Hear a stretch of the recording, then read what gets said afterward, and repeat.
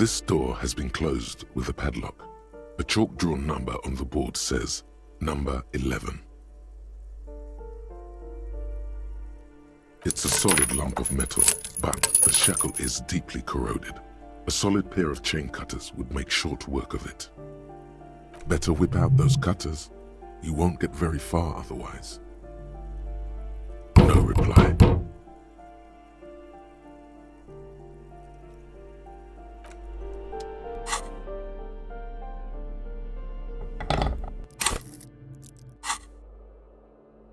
This door has been closed with a padlock. A chalk-drawn number on the board says, number 11. What are you doing? You're trying to cut the body of the lock with the chain cutters, and it's really not working. I believe it's the shackle you mean to cut, Detective.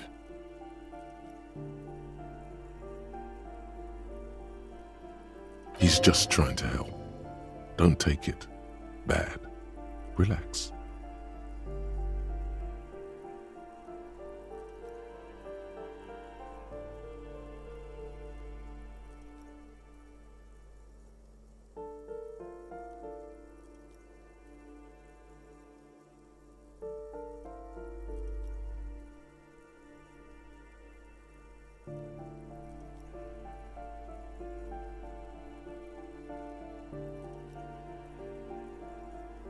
Perhaps you should give it another go.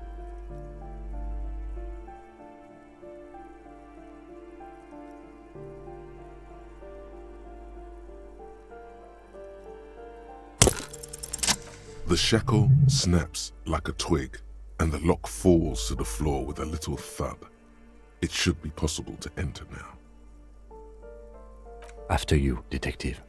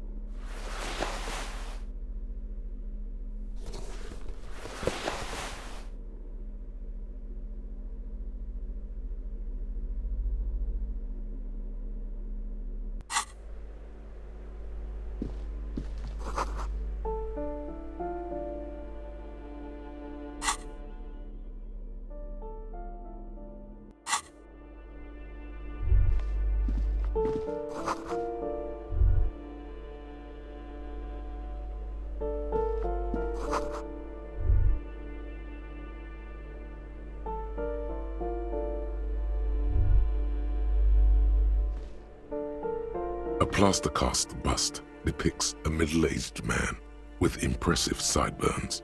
The name on the plinth reads Kraz Mazov. Kraz Mazov, nom de guerre, was an economist and a theoretical historian. He was a leading figure in the Grad side of the turn-of-the-century revolution, where he headed the 9-day government. Mazov is considered the father of scientific communism, Mazovian thought, or Mazovianism. The white star, the photos on the wall.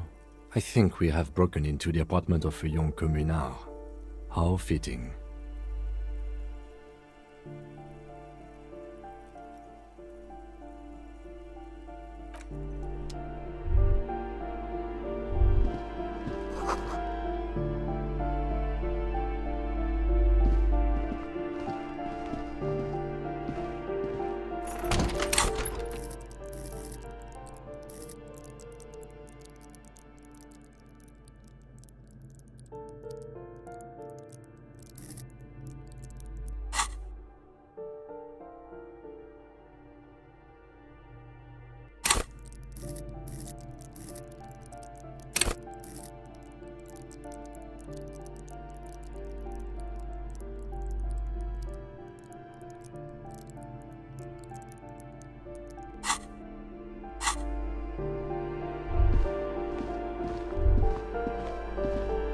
You hear someone walking around inside, rearranging the furniture. The number on the panel says 10. The walking stops abruptly, but no one comes to the door. You can feel tension on the other side. A poor communard, from the looks of it. The room is barely bigger than a closet.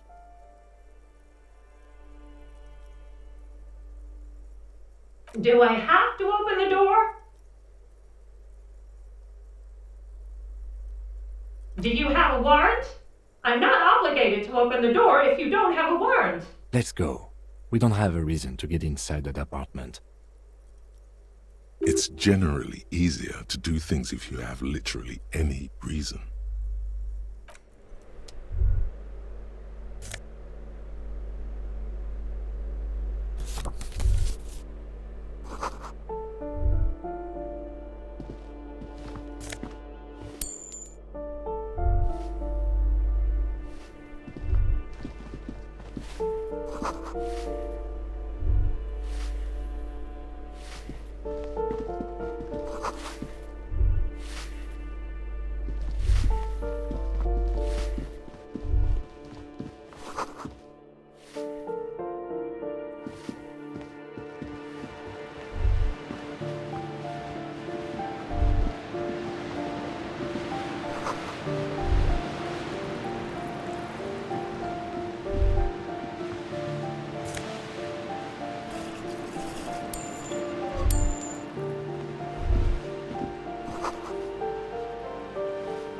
What happened here? Put your emotions aside. Try to focus on abstract, impersonal things. But this reeks of sadness. It will still be accessible through the apartment next to it. That one didn't have a door. Sadly, nothing of great value remains here.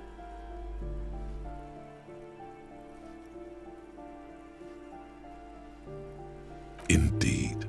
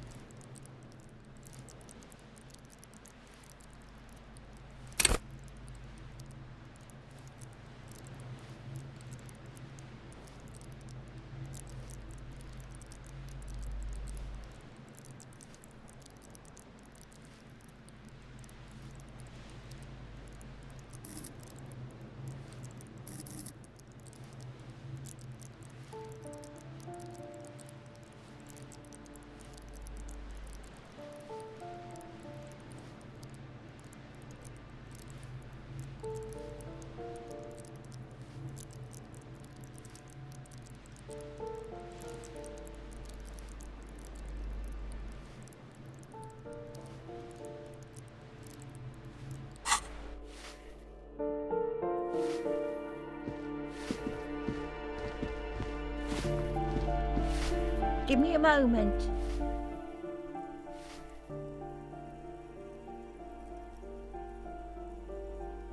The cold never does any good for my bronchitis.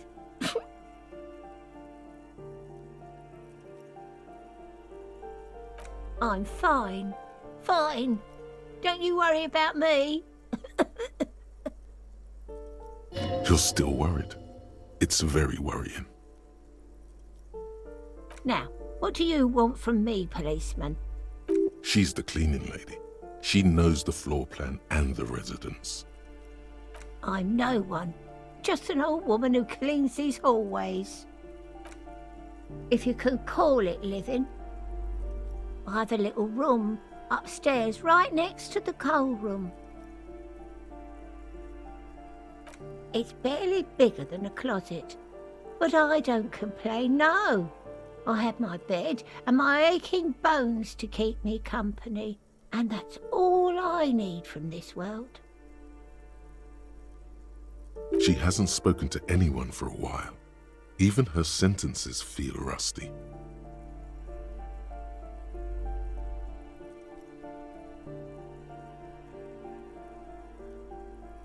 Yes, I know who you mean.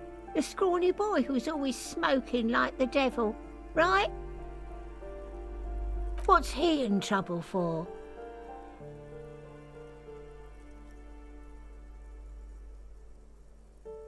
Talk?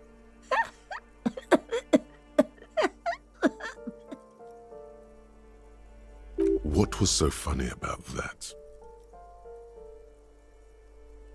He lives upstairs in room 28. Go to the balcony. It's one of those doors there. He's usually home in the evening.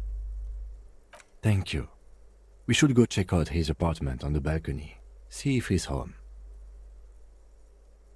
Ask away, policeman.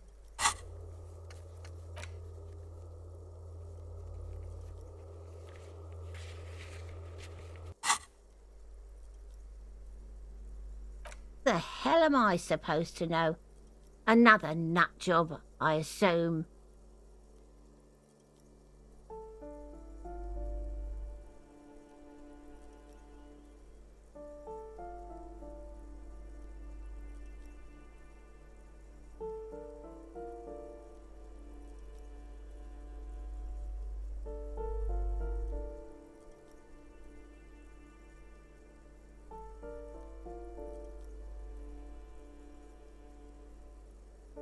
Some lunatic lost his mind. All kinds of morons pass through these halls. With how small these rooms are, wouldn't you want to break the wall down? People come and go. I don't keep an eye on everyone. They probably just moved or died, hopefully somewhere else. No one lives there. It's been empty for months. Impossible. I would know if someone had moved in there. Maybe it's those countercultural people again, breaking into a house like it's a public space. You're a policeman. Be good and take a look, will you? Great. Young people. They're worse than rats. You know, always littering the hallways with trinkets and empty beer cans. Oh, that one is a scientist, a future scholar. I think he studies astrology at the community college. Education's good. I always tell them to study. Something to do with all those stars around his door.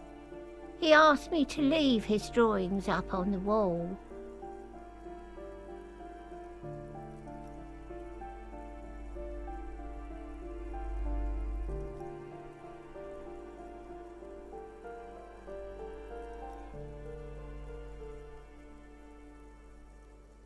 That's what I said. Astrology. The lieutenant shakes his head as though to say, let it go. Come on, people. Try to keep up any standards here. It's not about stars. It's... forget it. She mumbles some kind of a response, then hacks something into her handkerchief.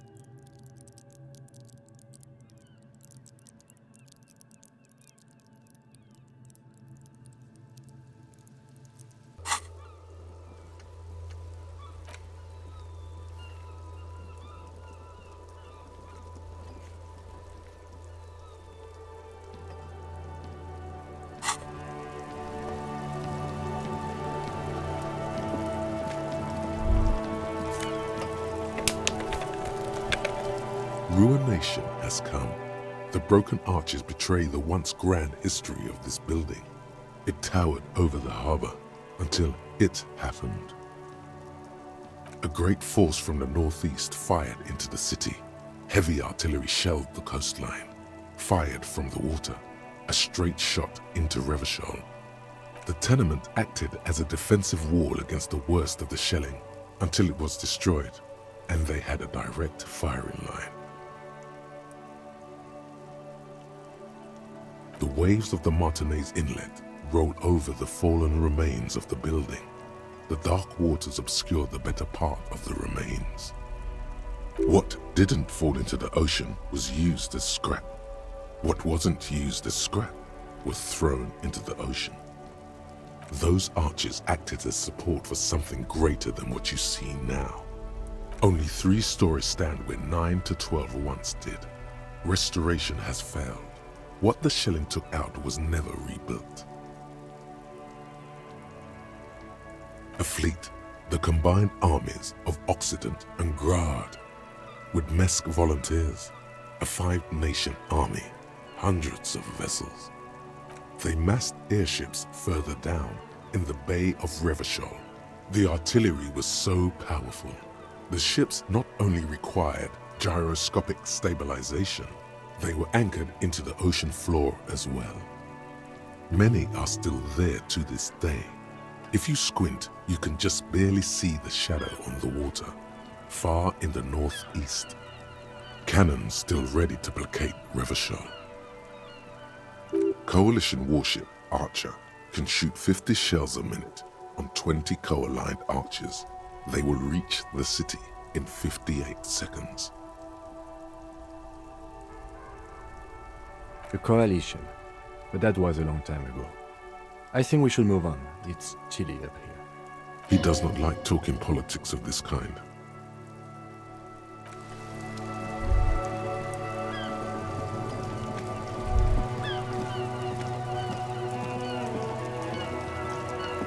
You better keep walking.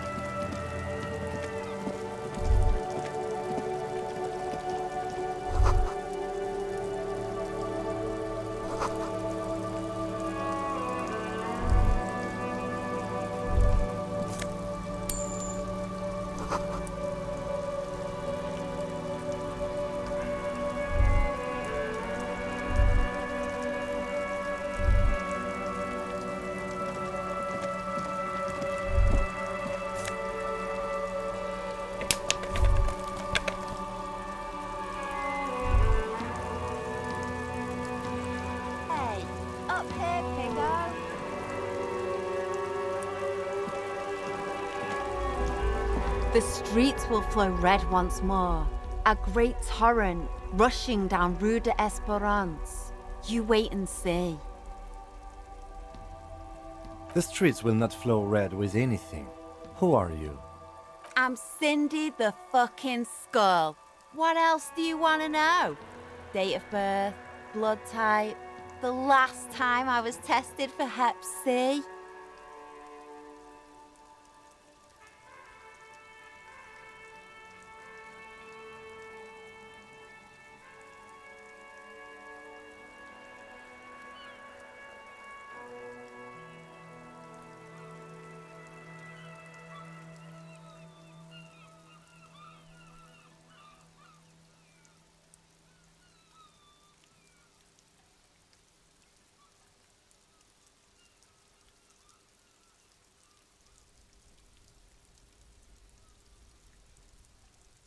Go where? Accosting a minor? Listen to your partner, pig man. Keep your grubby hooves off little old ladies. She's grown frustrated with her work and welcomes the opportunity to challenge authority in other ways.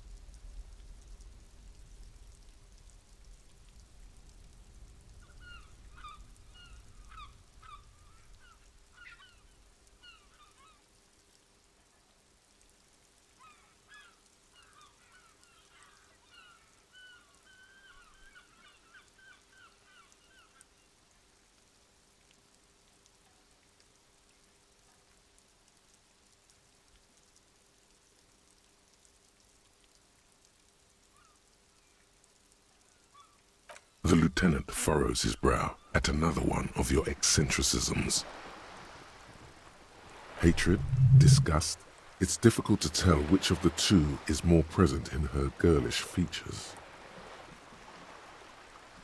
The woman on the boat does not notice her staring. That is on her. Someone's got to keep an eye on her.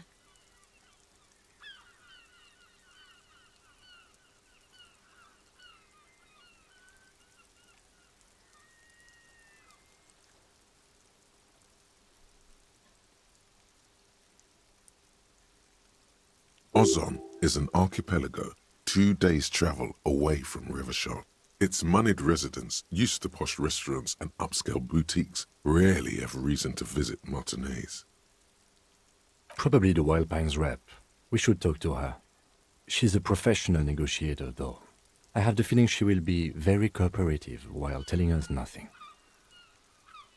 You should take the lead. Ask her unexpected questions, Do your thing. Don't be afraid to get a bit wacky. Throwing her off is our best bet.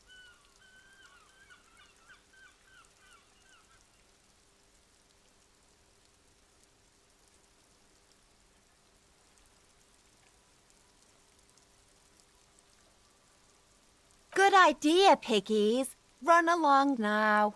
Fuck her shit up good. Impound that boat while you're at it. I'd like to watch her swim back to Ozon.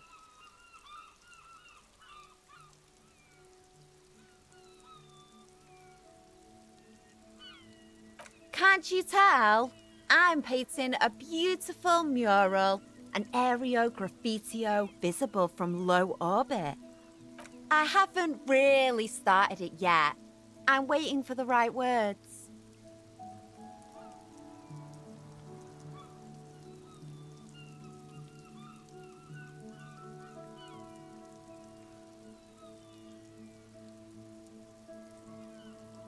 Have you ever tried your hand at graffitio? When faced with a blank wall, most people write unimaginative stuff, like pigs go home and Mona was here. We rarely see pigs round here, though. Just union cats. And my name's not Mona, so... She wants it to be something true and total.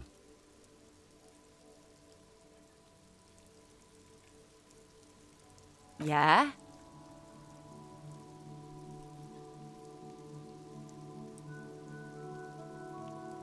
Thanks.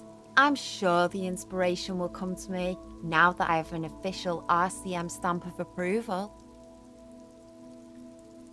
She means the opposite.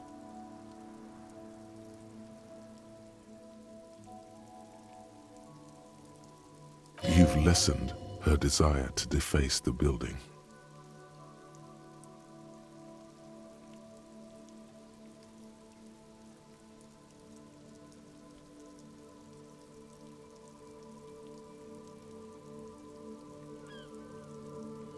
I ain't no snitch, pigstein. Go forth and forage in someone else's shit. No shortage of squealers in these parts. Actually, there is a shortage of people who talk to us in a normal, calm, informative manner. We weren't put on this earth to make your life pleasant, fucko. Watch your back, ungulate. You've got eyes on you.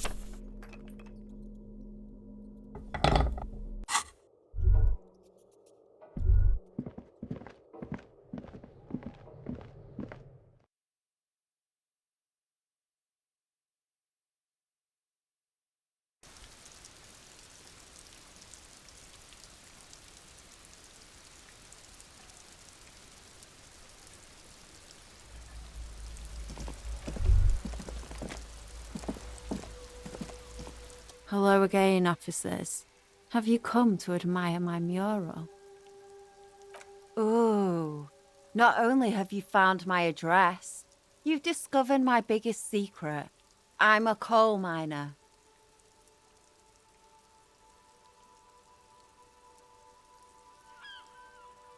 Yes, I keep hoping a shaft will collapse on me, but somehow it never happens.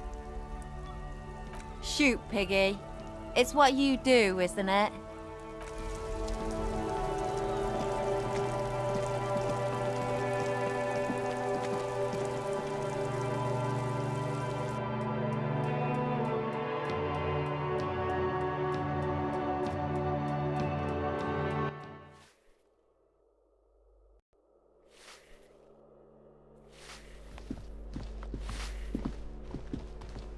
Give me a moment.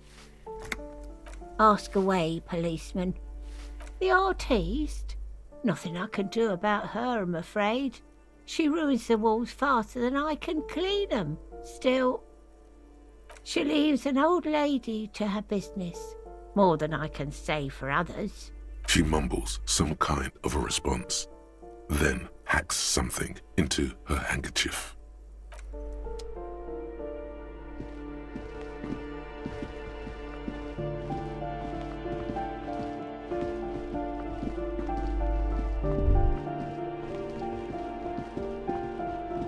That isn't just a five-pointed star.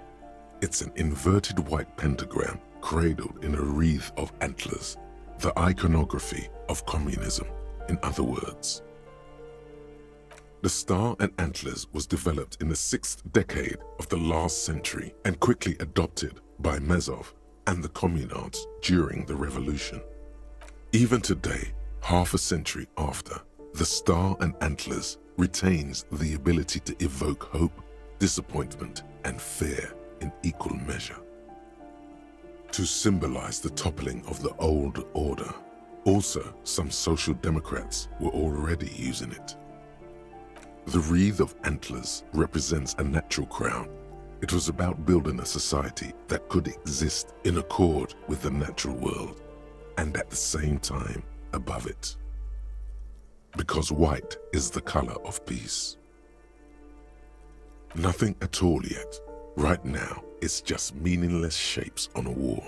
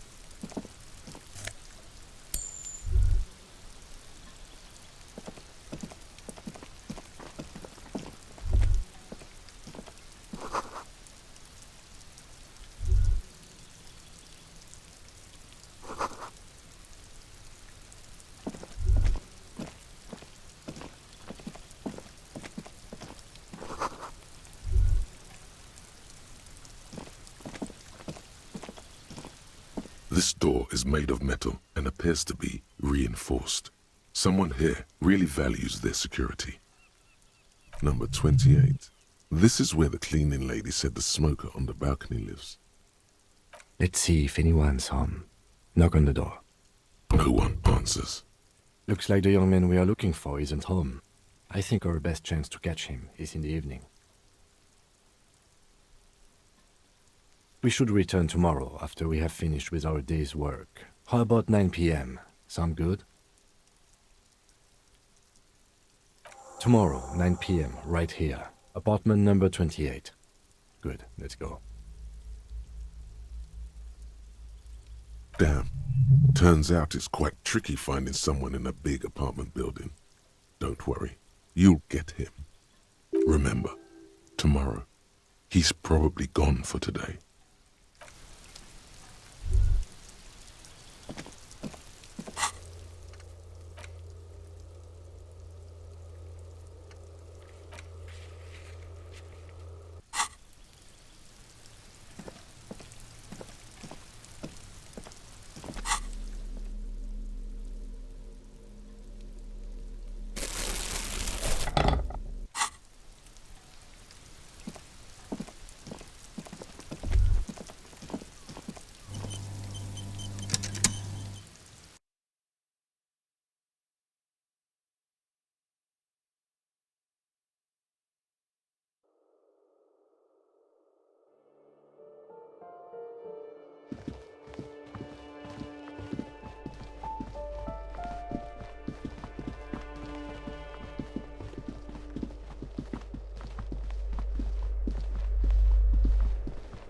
You hear someone walking around inside, rearranging the furniture. The number on the panel says 10. A poor communard, from the looks of it. The room is barely bigger than a closet. Do I have to open the door? Do you have a warrant? I'm not obligated to open the door if you don't have a warrant. Let's go. We don't have a reason to get inside that apartment. It's generally easier to do things if you have literally any reason. Excuse me? Of course not. There's no sweet talking your way in there. Be official.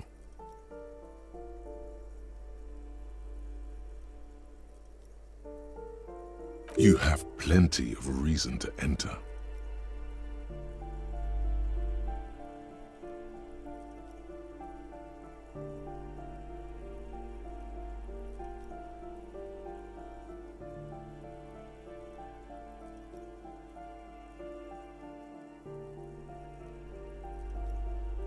Oh, come on. Well, that was easy. That was smart.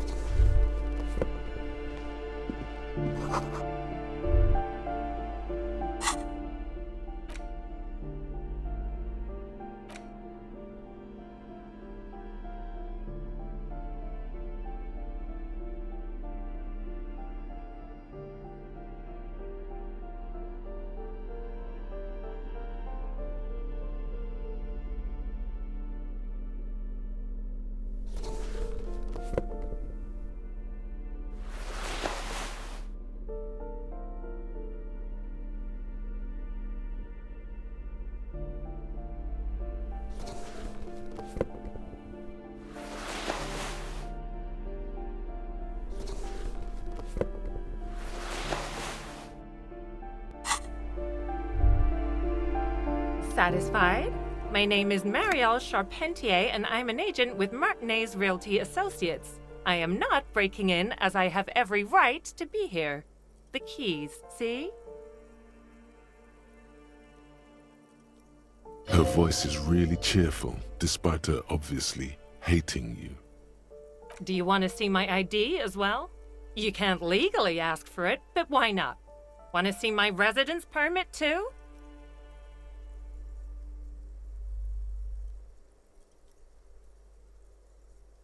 It feels flimsy in hand, with the words Revachol Zone of Control written under a nondescript municipal logo.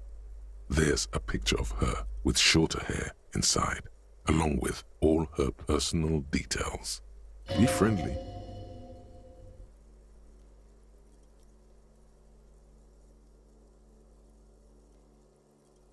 Thank you. Do you have any questions? I need to be back in Midtown in an hour. I need to get it ready for the next lease, but as you can see, the previous tenant completely trashed the place.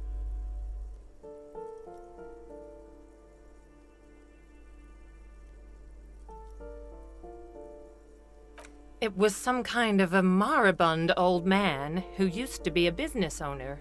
You'd think they'd make rent. But that was months ago.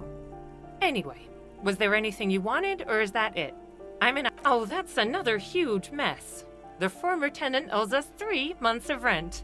3. We closed the apartment and planned on auctioning off the valuables, but... And again, I have no idea how stupid mistakes like this can even happen. But Ron, when he came to close the door, didn't close the neighboring door. And there's a hole in the wall. A hole in the wall. Can you believe it? And then the tenant ran off with his stuff. He's gone. The money's gone. Just like that. The sum must have been puny. Oh, it irks her. The incompetence.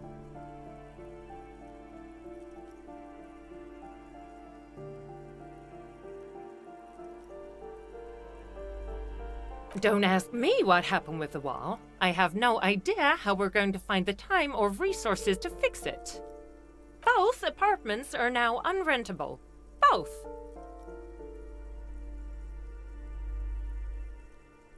Of course.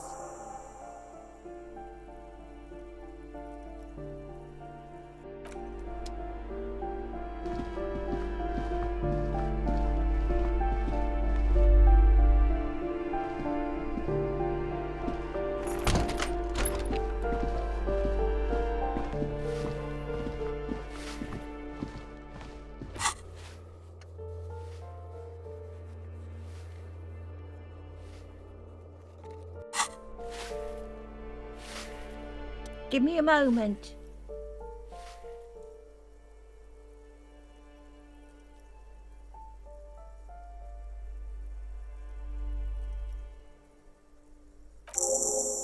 I see.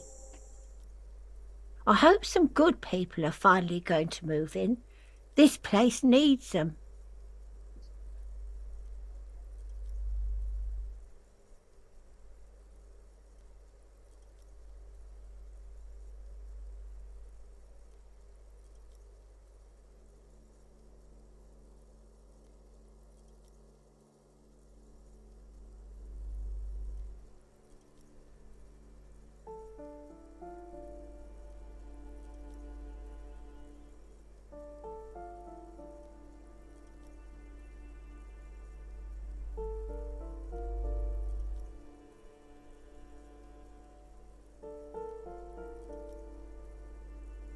Yes, well, I hope they're good people. Your statements are too vague to comment on.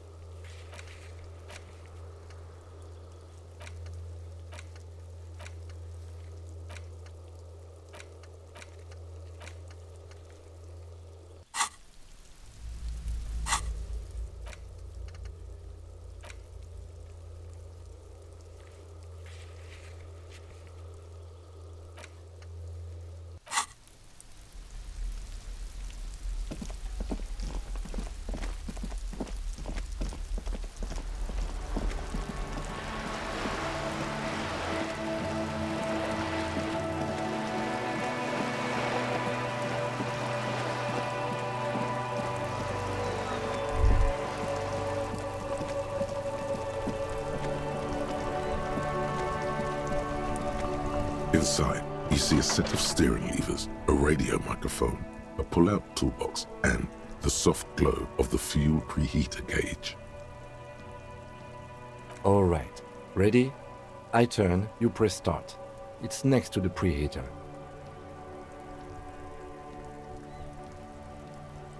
He's downplaying his excitement. The lieutenant is more than happy to show off his precious carriage. The dashboard lights up with orange glow. The raspberry gauge jumps, and the engine of the Caprice Canadian comes to life with a whiny growl. The lights unfold with a little click, casting electrical light onto the ground before the vehicle. There you go. I'll turn them off from the remote once you're done. We just need to stand in front of the machine now.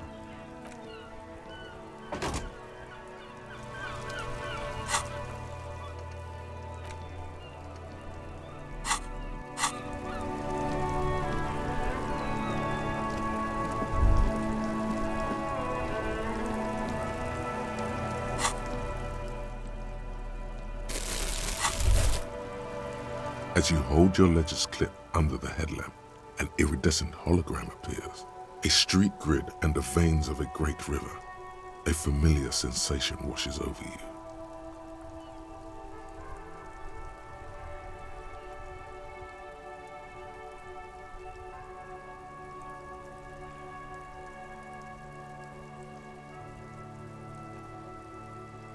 There she is, Revachol West. Around the borders of the watermark are dozens, no, hundreds of micro-perforations. The rectangular watermark is overlaid with the logo of the RCM, and yet the major arteries of Revachol are all recognizable. They shimmer in the Kanema's headlights.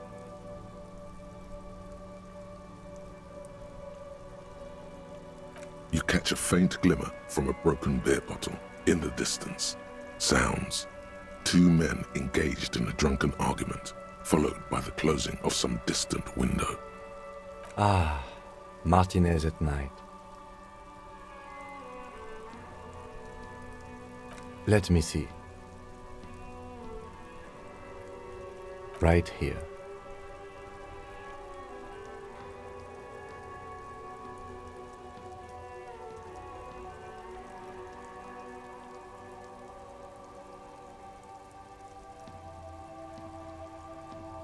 Oh yes, Coal City, Le Royaume, the burnt-out quarter. There are many of them, and they are divided into 3 separate rows. The first row has 18 dots. The next is the longest. It runs all the way around the border, and then some. There are so many, it's hard to count. More than 150, at least, maybe even 200.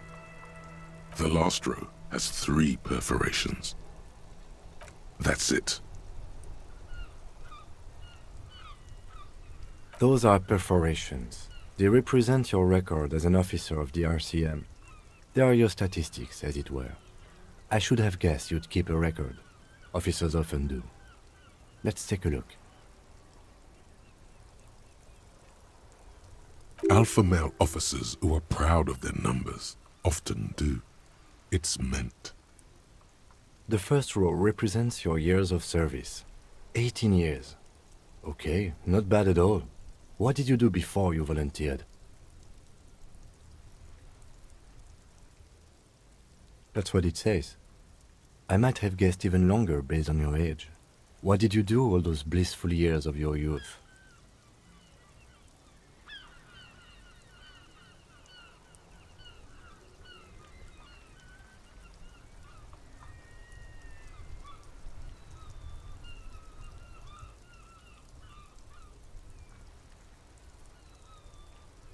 Yes, that does seem quite likely. Your youth coincided with some heady days for Revachol. But let's move on, shall we?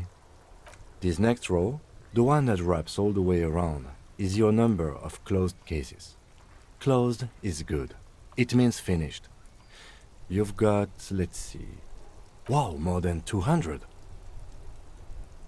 It's quite a lot, even for someone who's been on the force for nearly 2 decades.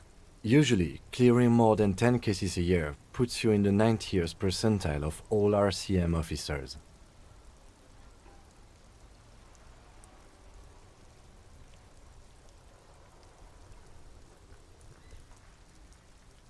Right. Those are your confirmed kills. You've got precisely 3 perforations there. For an RCM officer, especially Precinct 41, which is in the Jamrock quarter, it's rather tame. I mean that in a good way.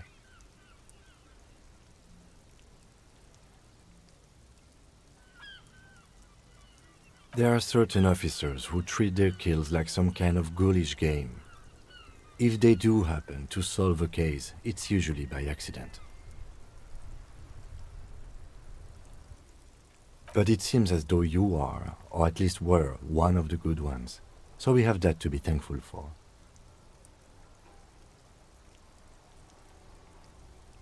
Yes. It's not a problem for him to state it, however.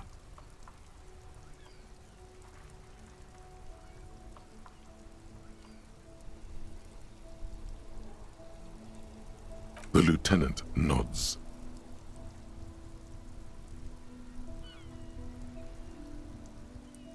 Right. I'll go turn off the lights.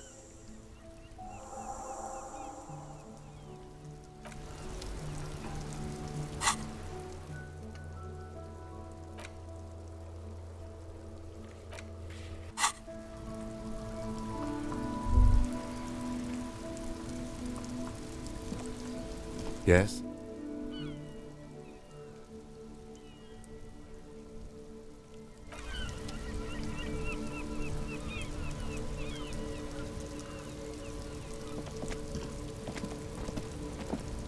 I am a gander and a hunter and a gatherer. Feel like a traveler. A simple little cadence. He seems to be making it up as he goes. From another planet. Hey there. It's the jam, my man.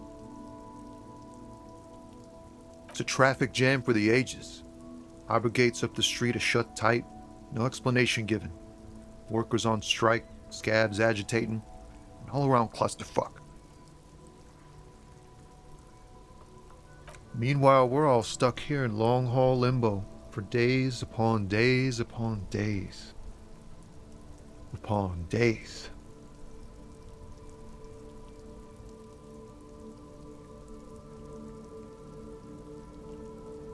Yeah, exactly. It's official. He too agrees. This is the antechamber of the afterlife. Feels like forever.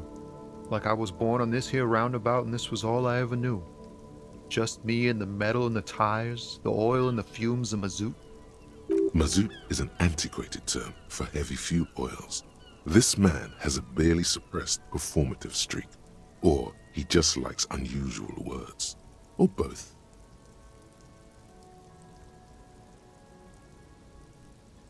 Yeah, imagine. It's been a whole week already. Behind the laugh, however, a touch of sorrow.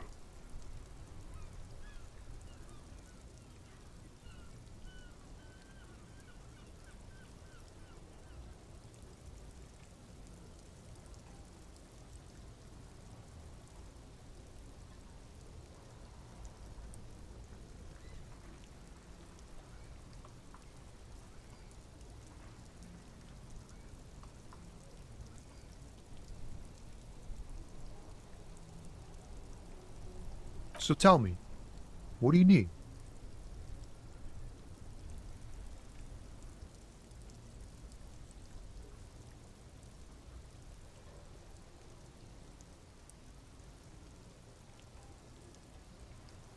It's like, whatever's going on over at the docks. Workers got a blockade set up, making demands, no way in or out. Some pretty wild stuff, I hear.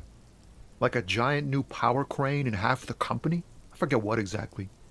Good on them, I guess. I've heard talk there's a company rep in town, too. Like a strike negotiator type. They'd know what's up. Precise demands and so on. Ah, yes, from the Wild Pines. We'll meet her soon enough, I'm sure. They want to keep that money flowing in, my man. Ka-ching. He doesn't blame them, but he's not on their side, that's for sure. Anything else? Yeah, this ain't really my area of expertise. I just do my job and get paid. I have things to do and places to be. All of us do. Us lorry drivers. Camionneurs. You still hang around here waiting for this mess to end. Most have scurried off somewhere, to get drunk or high. Or laid. Not that I blame them, really.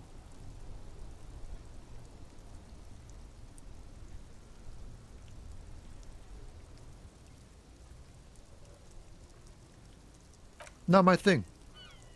Chasing transient pleasures is a drag these days. I prefer the examined life now. Thinking, reflecting, observing.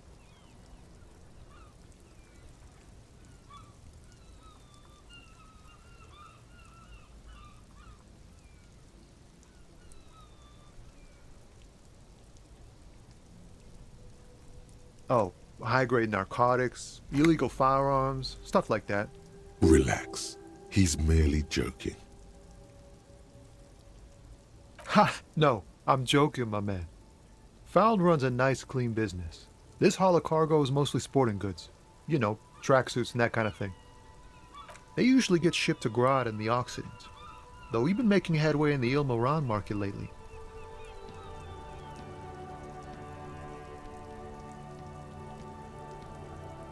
Not unless they've illegalized sports equipment while I was on the road. This rockin' beauty. Sure is, like a rash you can't get rid of. You interested in heavy-duty cargo machinery? A motor lorry, also called a camion, on Caillou and neighboring islands. This one looks roughed up enough to be some sort of found rust bucket. Maybe the A6?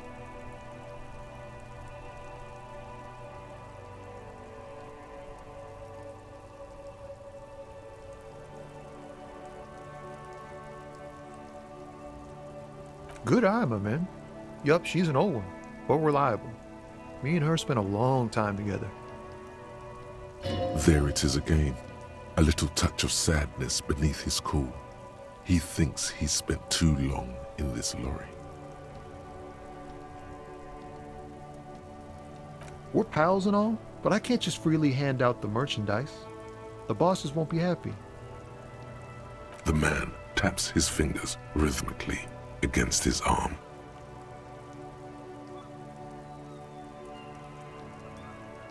He ain't one of us drivers. I know that. All accounted for. Otherwise, I haven't really asked about that. Been wasting time right here. Keep him busy.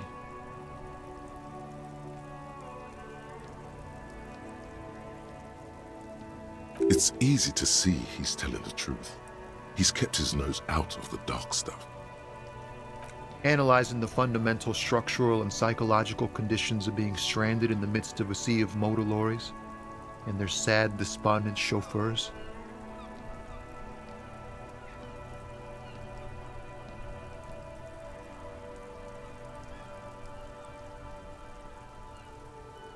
A sense of surprise there ain't more bodies hanging from more trees.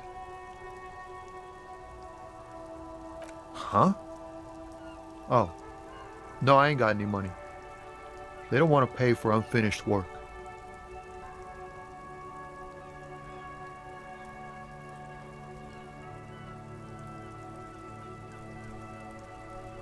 The bosses, man.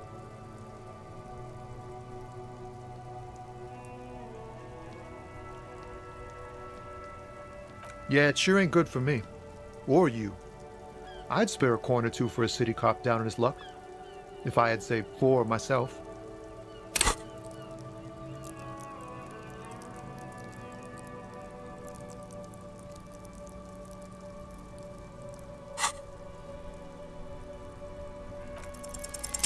In his eyes, an unfamiliar longing, flecks of brown and gold. It's hard to say. His gaze wanders southwest, down the street that goes beyond the horizon.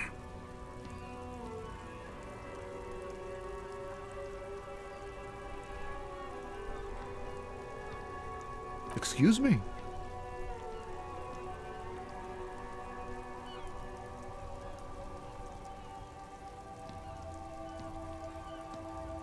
Man, I don't know what to say. Not much anyone can do. There's no helping in absence, you know. I miss my family. They're all I have. My wife, second kid on the way, waiting all the way in Diora. And here I am stuck in this shit, so far from home. What's it like? Good. And bad. An ache that brings you joy. I think of them a lot.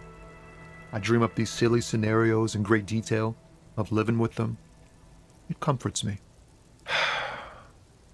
What about you, cop man? You missing someone? Is that what it is? This feeling?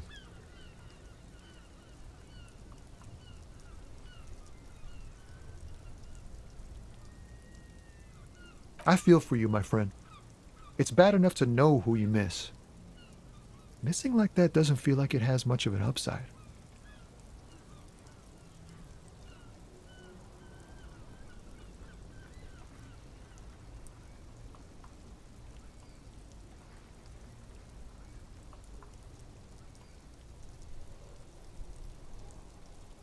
But, thanks for this. It's nice to talk to someone, and I know it wasn't easy to ask. I hope you find your way through your own troubles. Don't be a stranger.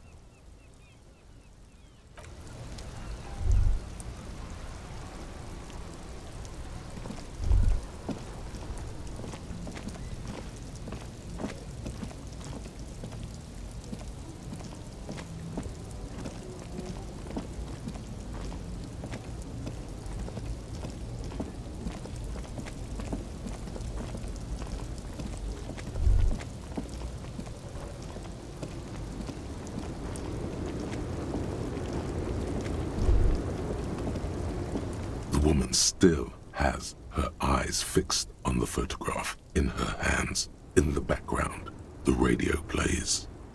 Nothing. Her smile just keeps widening. Her hair is gray like lead. No response. Wherever this woman is, your words fail to reach her.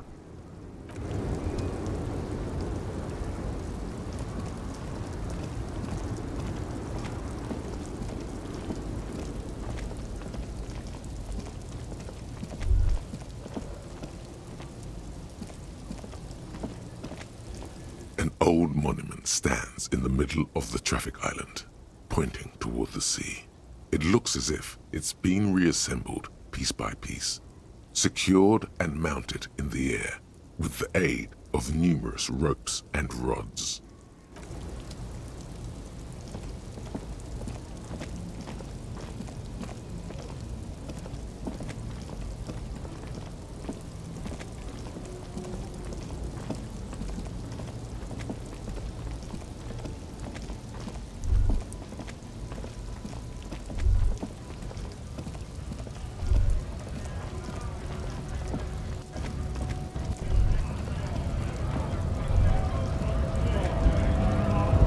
Bastards! We have a right to work!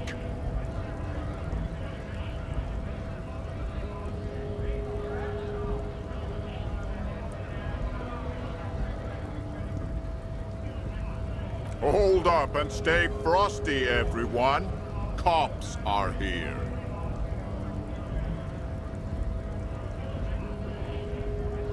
You here to fuck with us?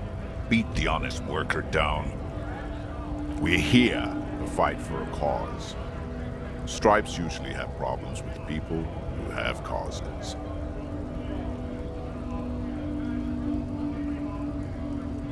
Good.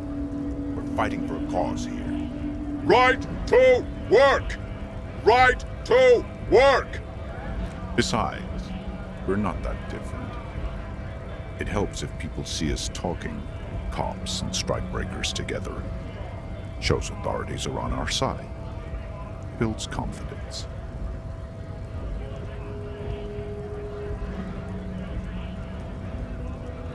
Rights of people, rights of workers, to have gainful employment, to make a salary, and feed their families. His manner of speaking is wooden, the tone of voice bland and uninspired, almost as if compiling replies from a set of learned phrases.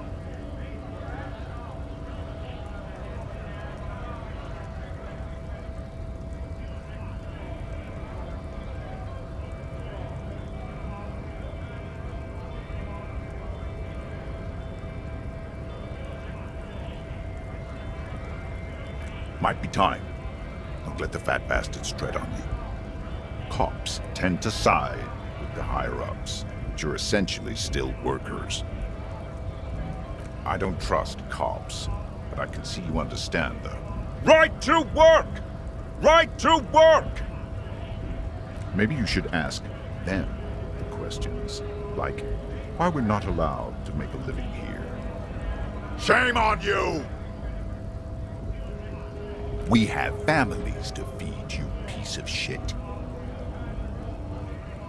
So do we, Scott.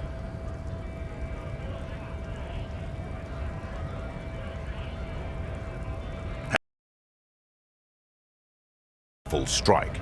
Don't think they're going to let you through the gates. You're trying to meet their fat boss.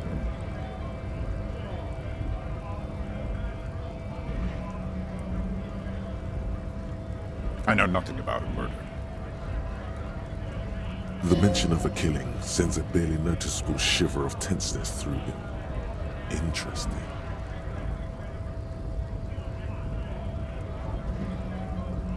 What are you talking about? I'm not tense. Yes, he's tense. Right to work! It's shameful. Cops doing nothing. You should bring backup. Open up the gates for us. Blockading gainful employment for workers is a crime.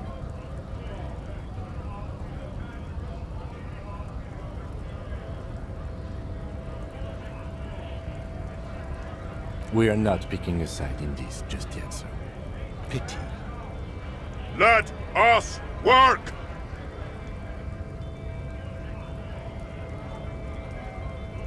Honest men and women with rights to work, to be useful, not toys for corporate interests.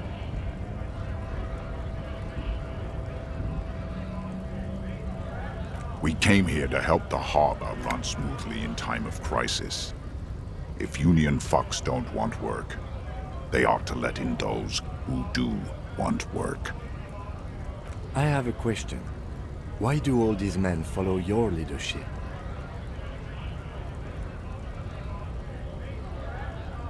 You think they follow because I'm big and loud? No. They follow the rules of the market, the rules of the economy, because they were Given a job to do! You've been talking to him for quite a while now. Something is off with this guy. Ask him where he's from.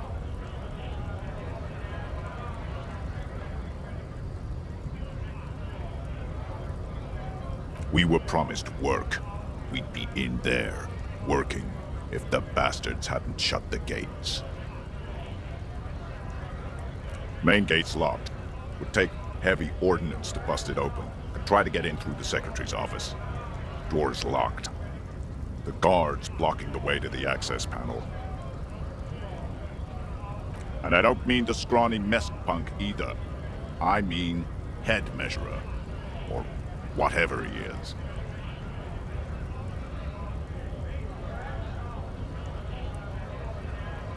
Huge Seminese guy standing up there on the overhead passage. Won't let anyone by. The access panel is right behind him.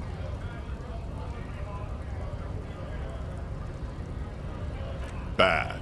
Standing on a narrow bridge, he's got a strategically advantageous position. And he's trained. I don't know how the Union has a trained killer up there. But that one's no joke, and my men are tired and hungry. They're workers, not fighters. Like civilized folk, you mean? These native fucks don't understand civilized. It would be better for the neighborhood if you went home, at least for now, if you can't get in anyway. No! They will give up eventually. Or get drunk. Leave the button unguarded. Then we charge.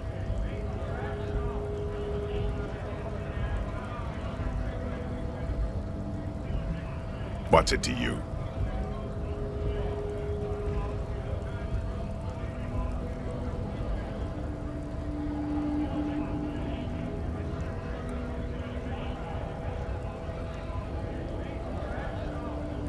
Am I a suspect? Done no crimes. I only fight for the rights of people. Every once in a while, it's like you can see glimpses of another guy under the guise of this fighter for jobs. He seems a more brutal, cunning, and suspicious person. Just a hunch. Or you just might be paranoid.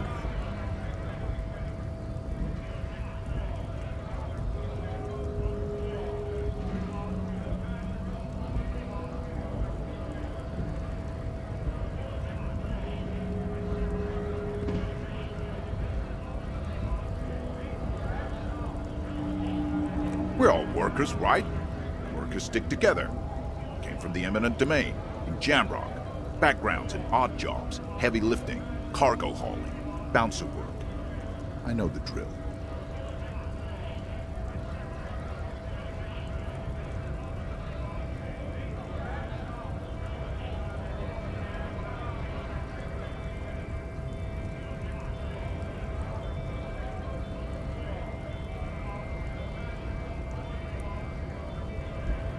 Worked at Territorial.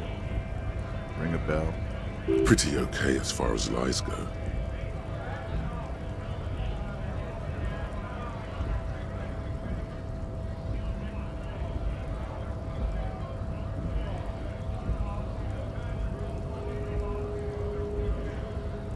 We're done here.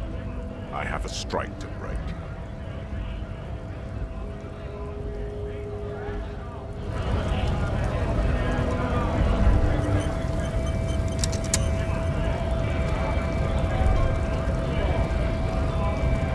Scab?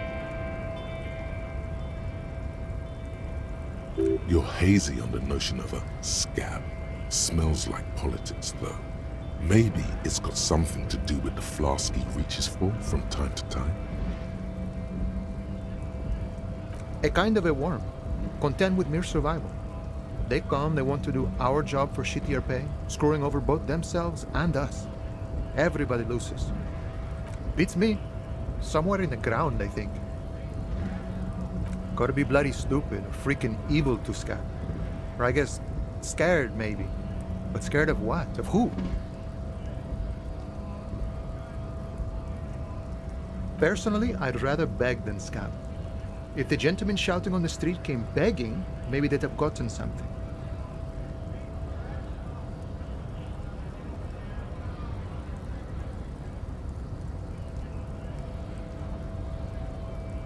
We've explained the matters, but they don't listen.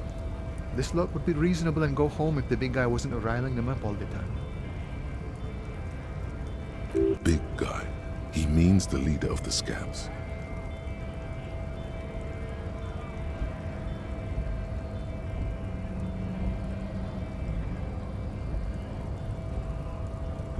I was just messing with you. No one's ever seen a cop scab.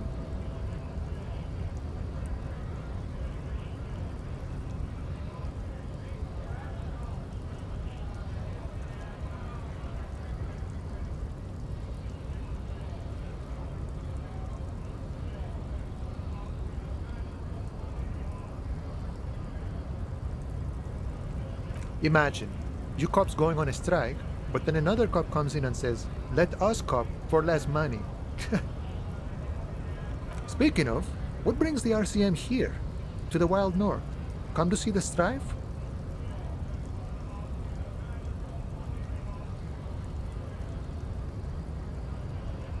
Murder, huh? That sounds like a lot of hard work. You'd never see me investigating a murder.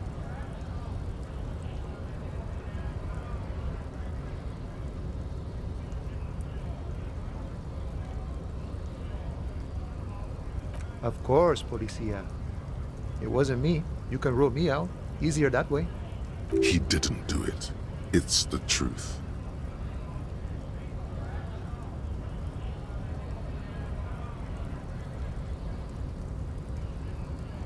You know, serious business. I'm sure the big boss will be glad to tell you. You'll have to ask him first. He's a chatty guy. Wants to talk about the strike. Return once you've met the union boss and are on a better footing with the organization.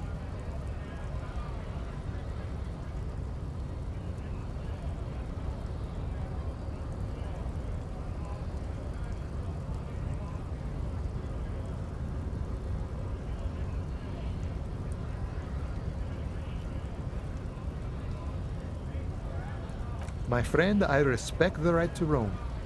The open range awaits.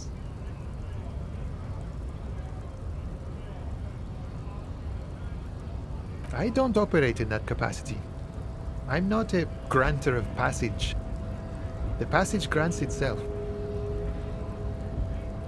Beneath the jolliness, he suddenly seems doubtful.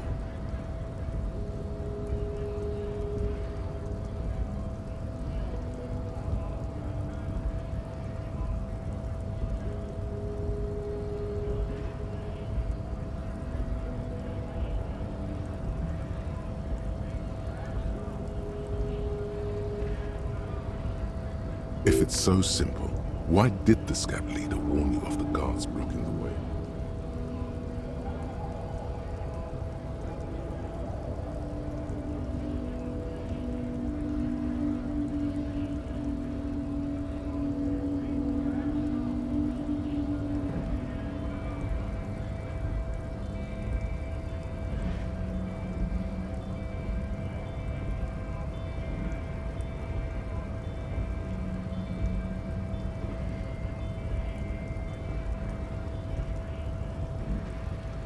Aye. Walk right past Measurehead and go in.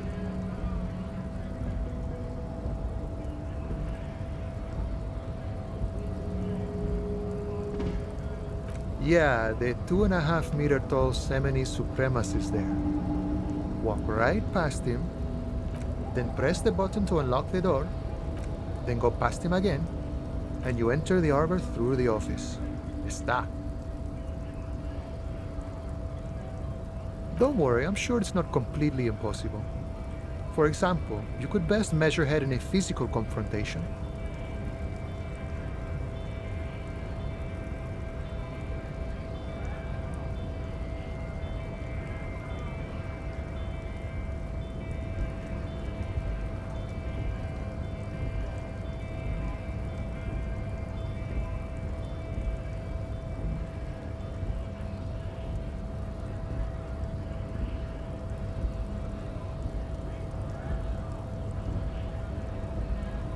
Or you could convert to a Semini supremacist worldview. Or, maybe it actually is completely impossible. Not yet, no. He's incredibly strong. Jean-Luc himself would say the philosophy has proven overly heroic for the scabs to convert to. Not enough intuition. Sure.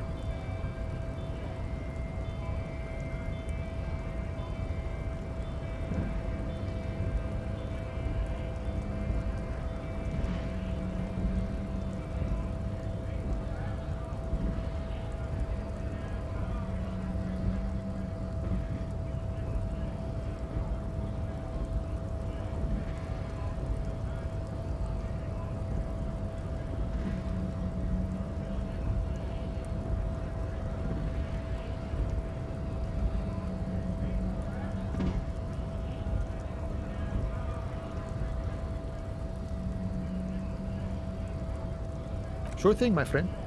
I can help you out.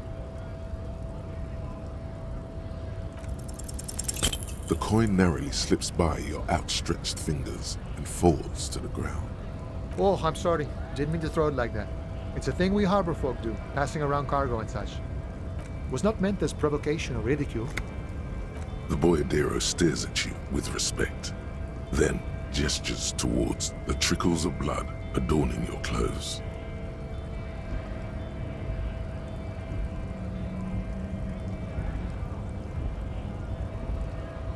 Right, always glad to help out the RCM. We're on the same branch, you and I. Humans, I mean, not slithering scabs.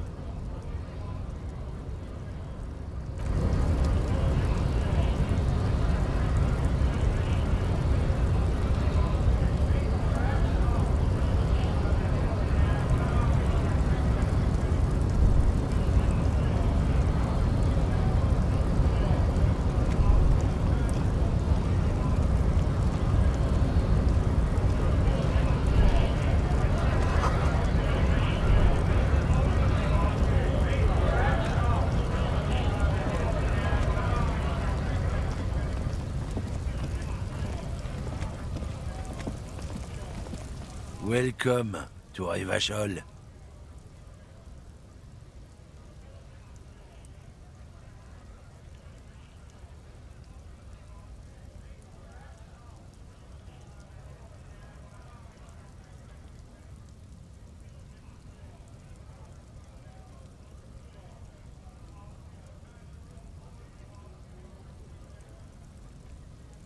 Don't you welcome to Revachol me.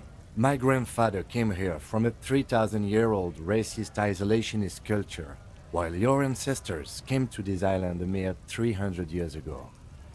Every school of thought and government has failed in the city, but I love it nonetheless. It belongs to me as much as it belongs to you.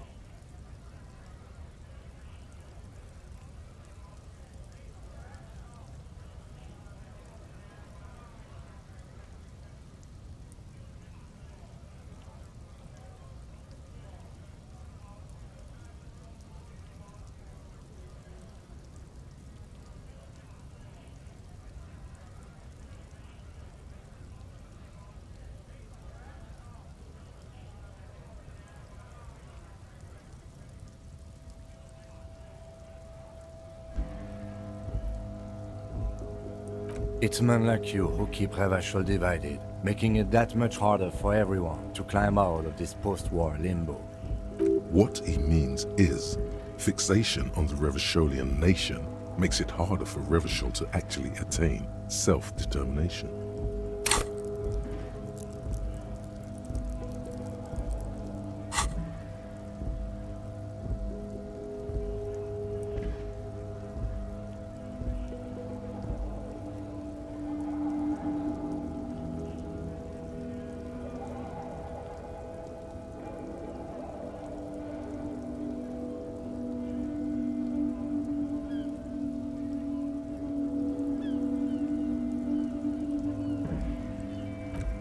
Come on, man. I just said welcome to Revachol.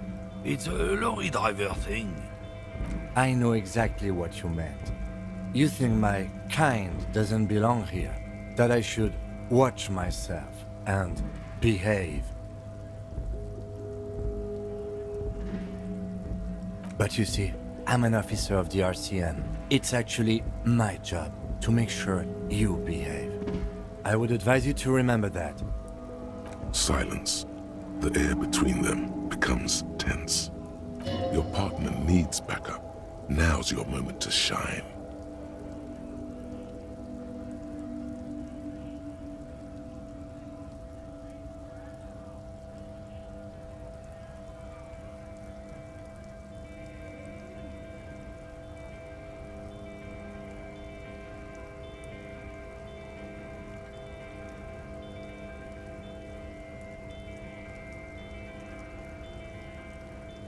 You two make a cute couple. You know that? The lieutenant exhales and resumes his regular calmness. You sense slight embarrassment for the outburst. Or is it pride? Impossible to tell.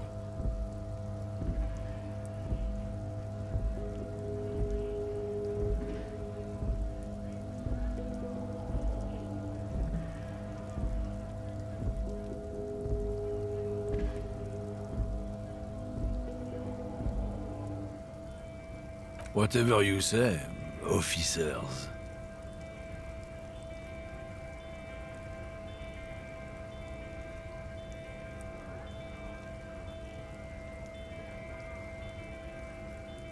It's about biological determinism, natural law, the sorting of the races. Not the most popular topic nowadays, with the coalition in charge and all. You might want to change the topic. That is, bury your head under the sand like common sheep.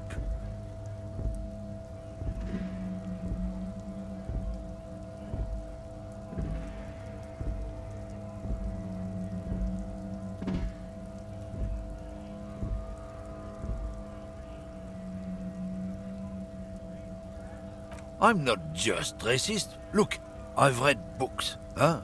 The science of racial theory has all been proved, even if some people don't want to accept it. People who've studied these things say that you and me are superior by design, so naturally, we Occidentals should be in charge. Obviously, you can see the merits in that.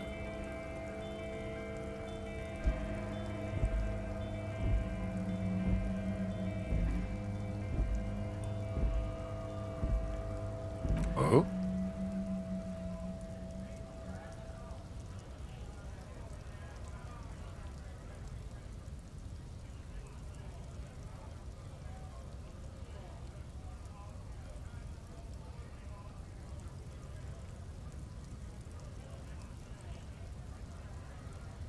Don't push your luck, Runt.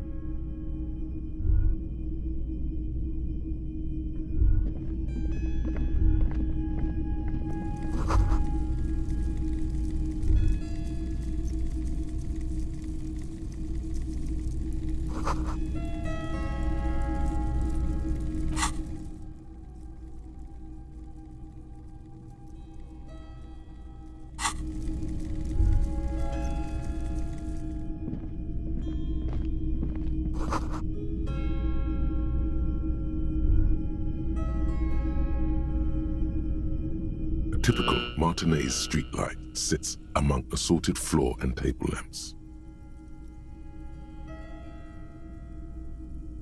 The light pole has been carefully cut, and the wiring has been redone and attached to a standard indoor plug. The light buzzes faintly, but persistently. This would make quite a statement in your living room. Yes, officer. As you see, it's in perfect working order. It was brought to me to be altered. We are not here to investigate the theft of city property.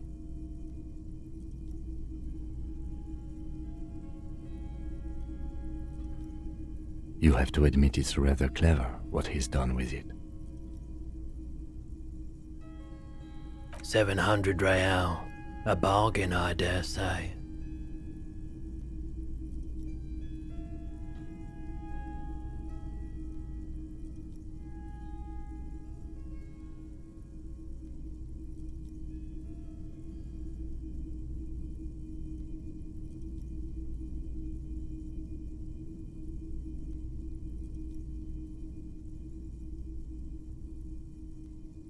There's also the matter of rewiring, but the most important transformation is the light's placement among ordinary, indoor fixtures, which has adjusted its morphological field. The light became suitable for use inside the home just a few days ago.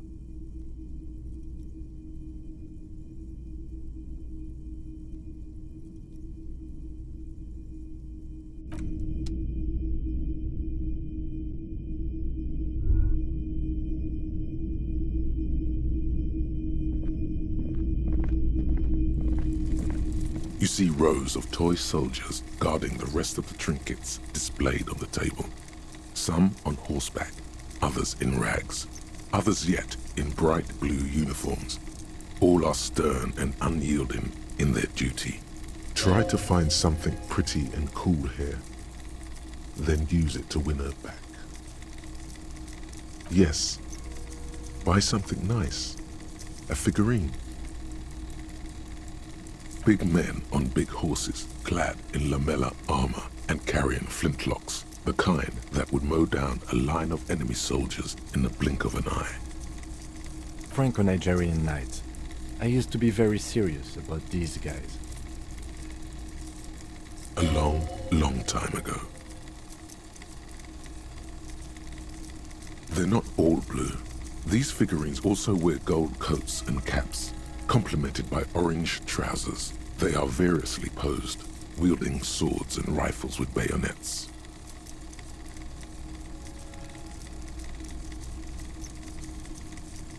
This is what the loyalists looked like, yes, at first. Then they wised up and got camouflage.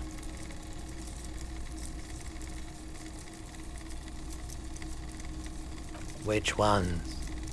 Ah, those. Yes, they are. I find the paint job a bit gaudy, but children like the bright colours indiscriminately. This set of soldiers isn't meant to look impressive. A few have rifles, but most of them carry pistols. Some even shovels and tall sticks. You're probably talking about the revolutionaries, yes? Yes, they are soldiers, revolutionary soldiers. I think their poverty has been exaggerated for effect. When you place them next to the royalists, it doesn't seem like they could possibly win.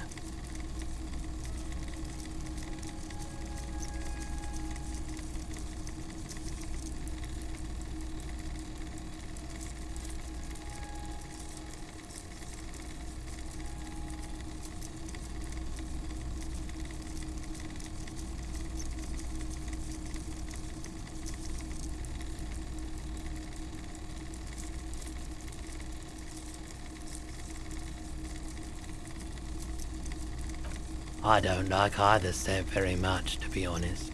But there are many parents among my customers. He seems to have his own take on the conflict played out in perpetuity by these toys. Might be interesting to find out what it is.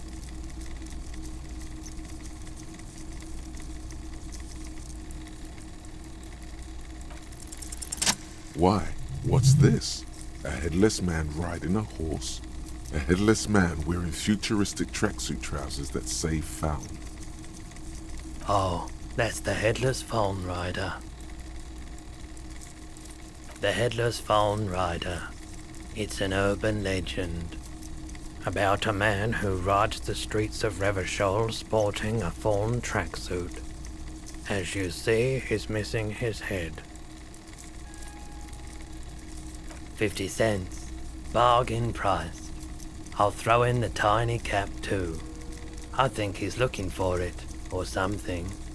That part of the story has many interpretations.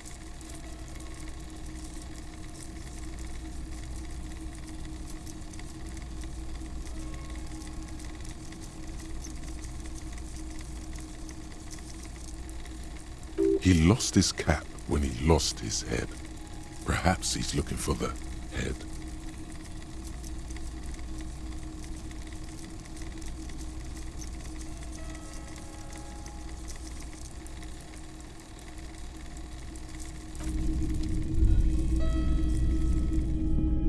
The boomboxes on the shelf look well-loved and well-traveled. Chipped, dented, they stare at you with the unblinking eyes of their tape reels. One especially catches your eye. Deep gold and amber plastic with a big old handle on top. A classic boombox that says, Stereo 8 approved. This is you. Golden orange. A sunset suite. Just make sure it works before you buy it.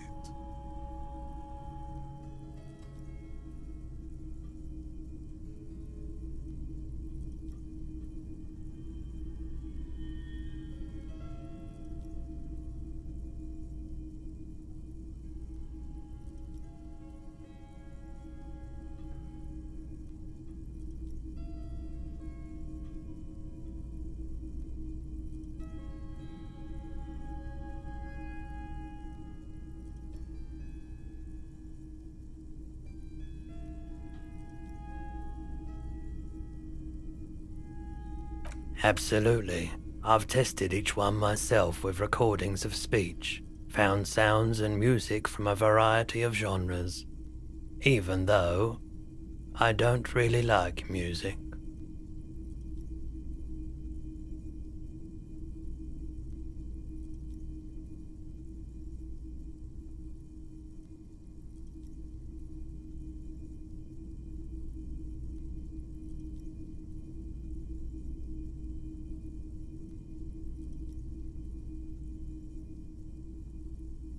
Is the Harman Welsh W2, made in Vespa, designed in Seoul, plays all reel-to-reel formats, 2mm, 8mm, 12mm.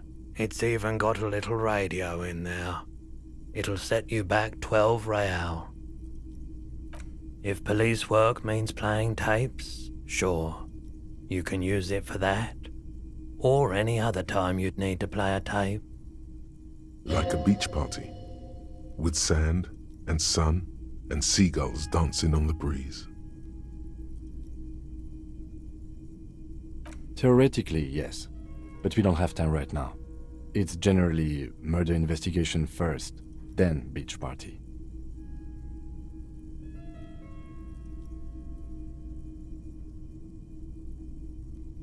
You can play it any way you like. And I guess since you're a police officer, no one can arrest you for it.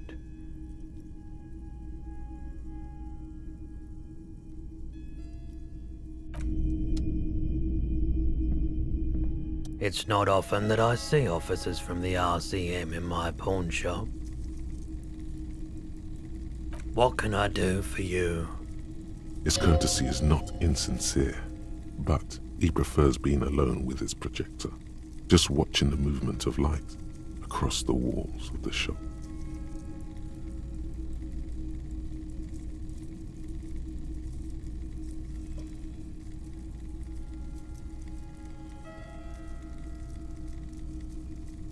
I haven't had any problems myself, though some of my customers have complained about inconsistent law enforcement. Who are your customers usually? All kinds of people come through here. Locals, travelers, people looking for a deal, people looking for a keepsake, people who are terminally bored. As you can see, I have a wide selection of goods for everyone to choose from.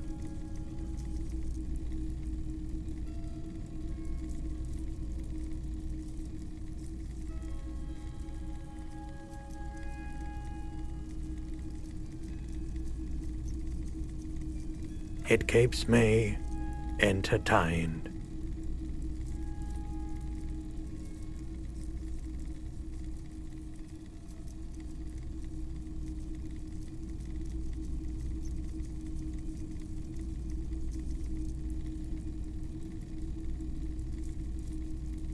I doubt it, but I can try and answer any questions you may have.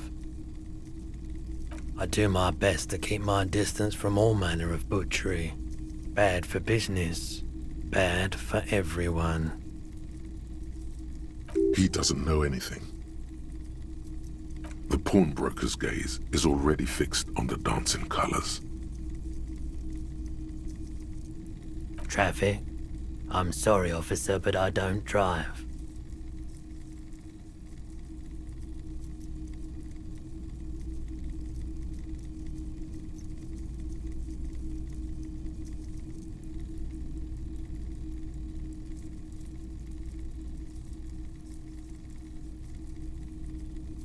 Now that I think about it, I do remember hearing a thunderous noise the other night. Some kind of powerful electric vortex hitting the shop, and then moving on. That sure narrows down our list of suspects.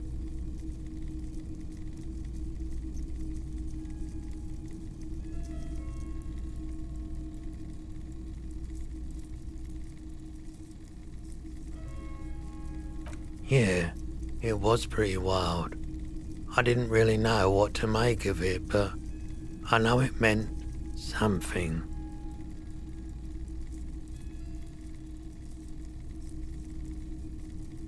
Traffic?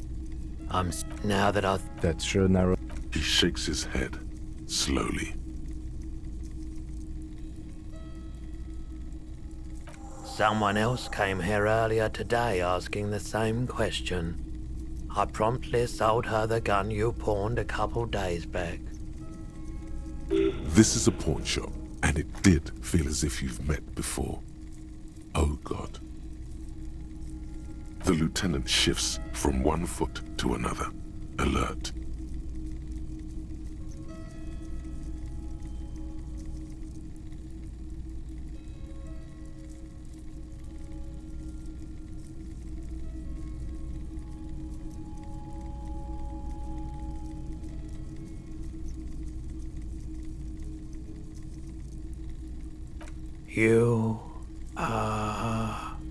You were adamant about getting rid of it, officer. Said you were undeserving of a service weapon of the Revachol Citizens Militia. And I don't like keeping guns around the shop for long. Off-the-charts photon emissions. The unhealthy kind. He's not telling you the whole story. It seems he's trying to spare you. You weren't quiet yourself, officer. You were very distraught. You said the gun was a threat to your life and that you can't trust yourself with it tonight, and that you need the money. When I said that I don't normally buy firearms, you put the gun barrel in your mouth and sort of sucked on it. Then I agreed to take it.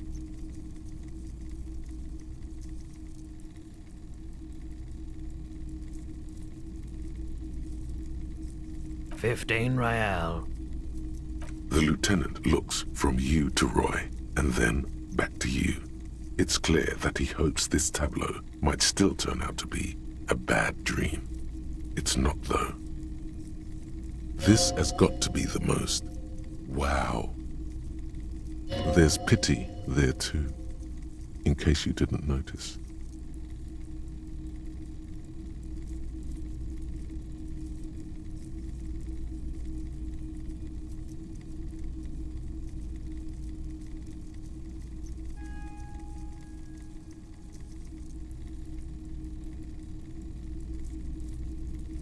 light swirls in his face and glasses.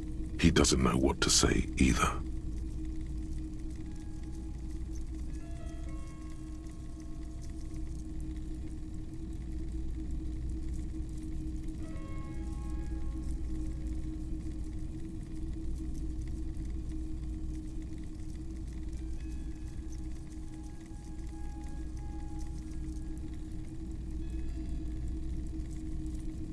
She didn't seem like a policeman, although she kept referring to herself as a pig, which was odd.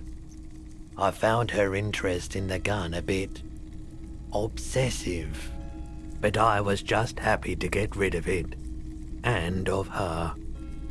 Truth be told, she was terrifying. Right, so let me get this right. You sold your sidearm, issued by the citizens' militia, and now a civilian is running around the streets of Martinez with it? Miraculously, his face does not reveal what's happening inside.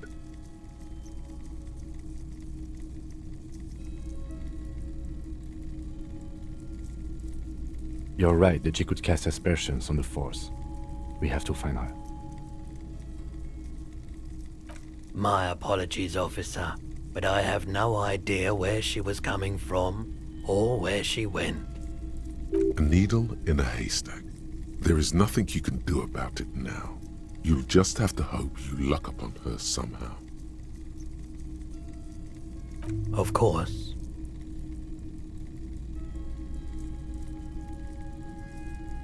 Let me have a look. I'm not purchasing any more clothing at the moment.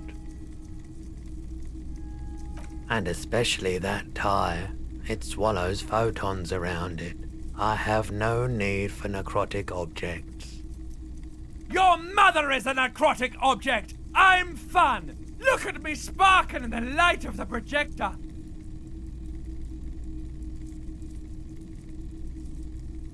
Jean-Baptiste's summer dinghy rates is 31. What a pleasant time that was. So, what do you want to know? Price? I can give you $3.20 for it.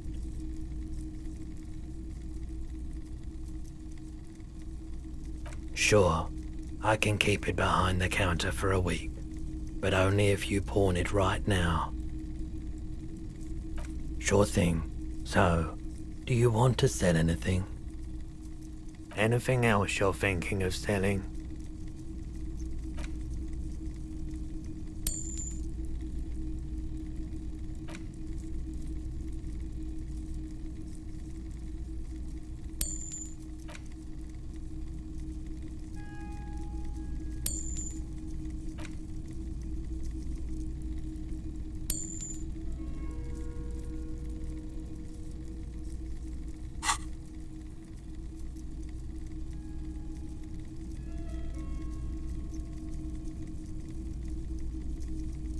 Another time, perhaps.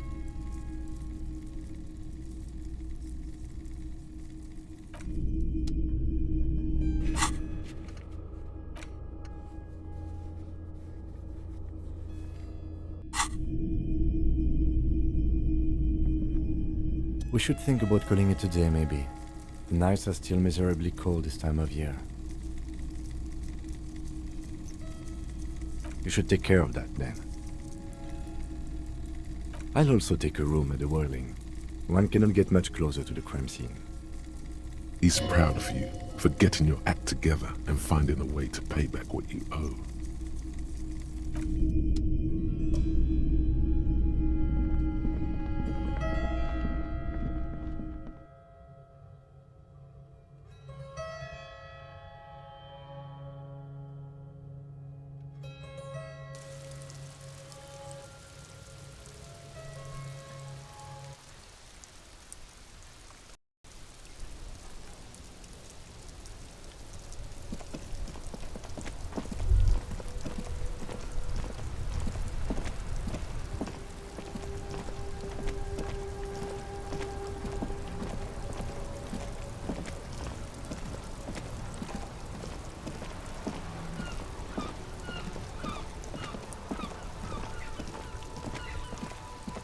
Hello again, officer.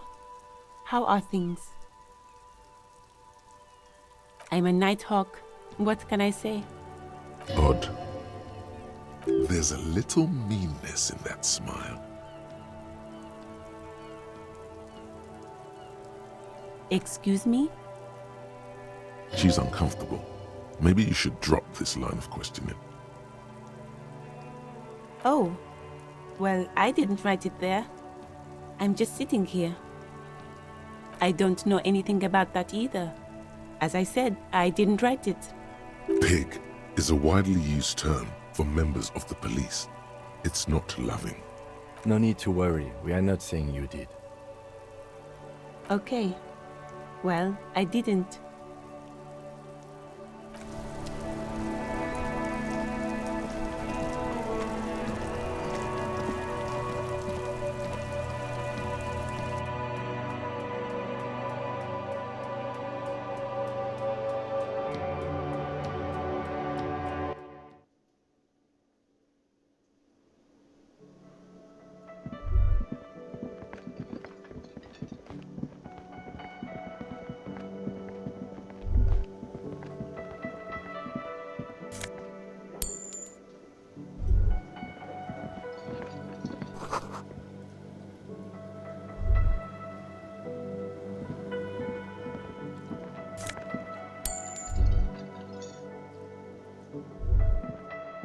You see a heavy steel door with a prominent dimple lock.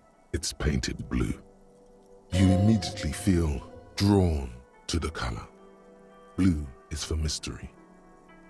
The cobalt blue surface feels rough to touch. The stainless steel door is flush with its frame on every side. You do? It's a door in the back of the kitchen. Why do you care where it leads?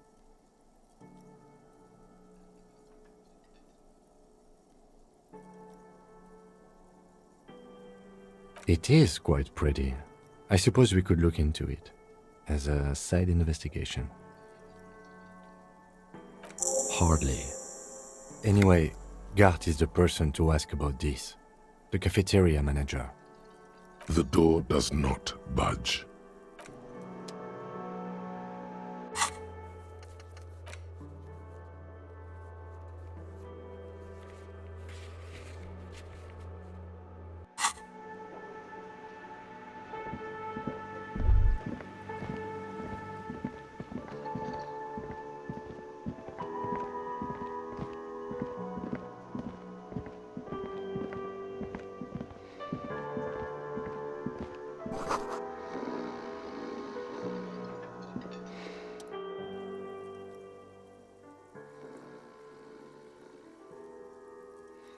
On the counter, rolled out of his open hand, you see a blister pack of headache medicine.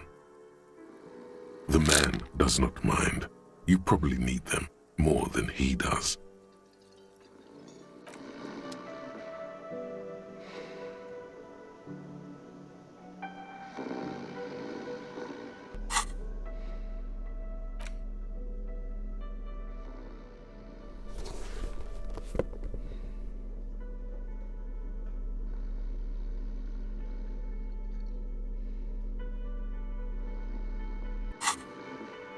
The worker is in a deep slumber.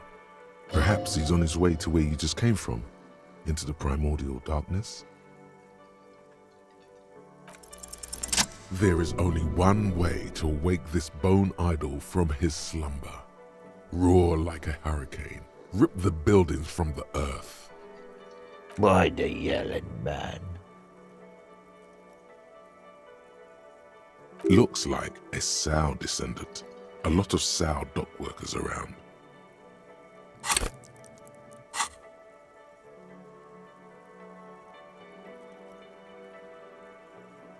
Wait, what? No, he was just sleeping. What do you want, officer? Thank God, no.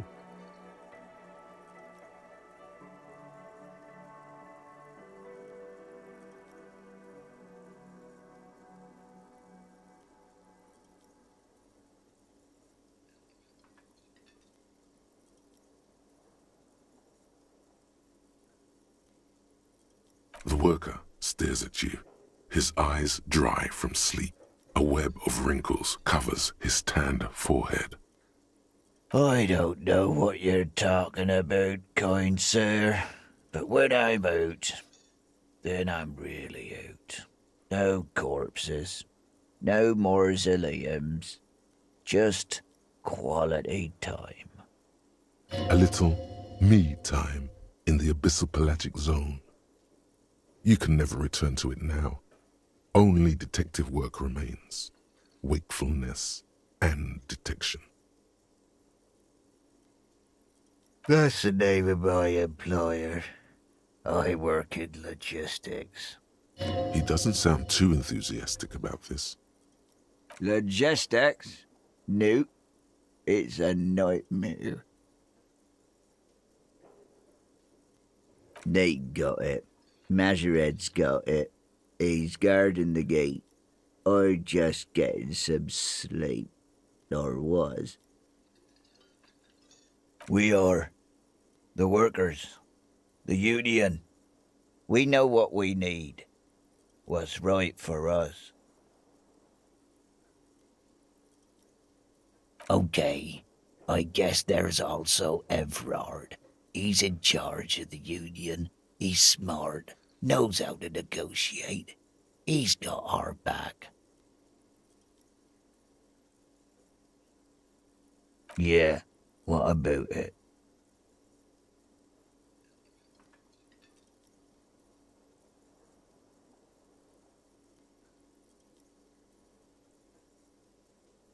You know, people die here every day. Someone's found in a ditch, another one falls in a manhole, a third one gets eaten by stray dogs. If someone has decided to die on top of a tree, then how is it my concern? I can tell you this. Trouble's ahead. You heard what I said. Draw your own conclusions. That's all I know, and I prefer to keep it this way. The lieutenant gives you a little nod, then makes a note in his blue notebook. So Union people think he was a killer, he thinks. Even sleepy hair. This doesn't help a lot, but it's something. Good work, detective.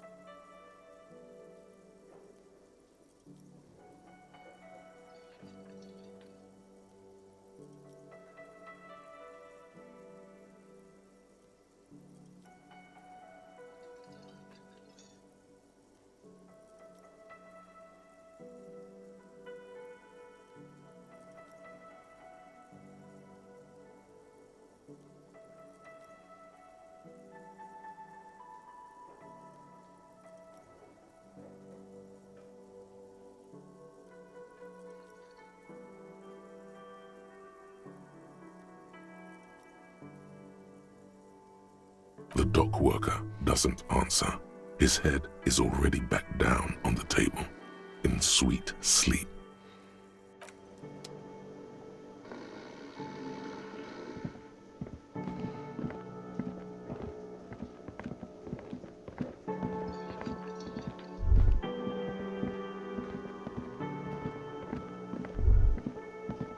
Can I help you?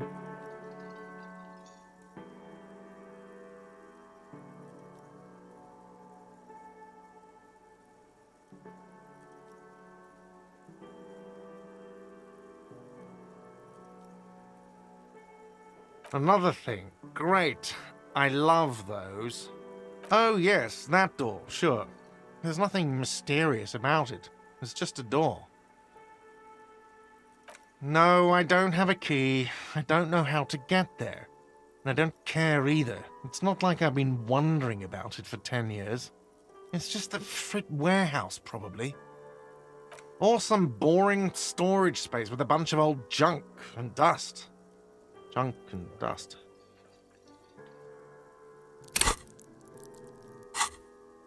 He's attempting to maintain an air of indifference. It's absolutely not convincing. Fine, okay, a little.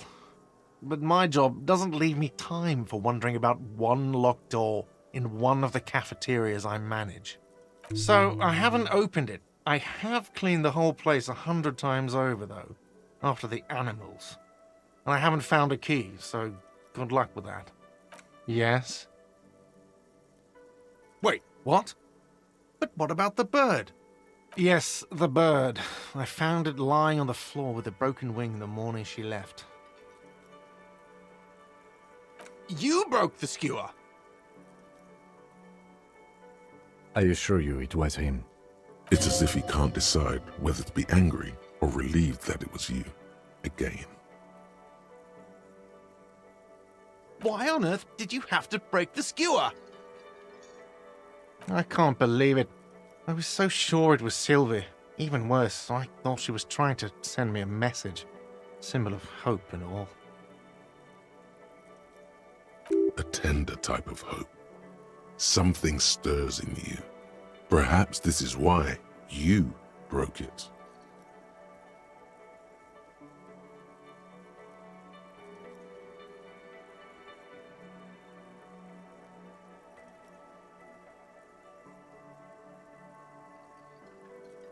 All right. Did she say anything else? About me, you know? Did she say anything about me? Really? I should give her a call then. Thanks, I guess. Was there anything else you wanted, or...? Or can you give him a moment?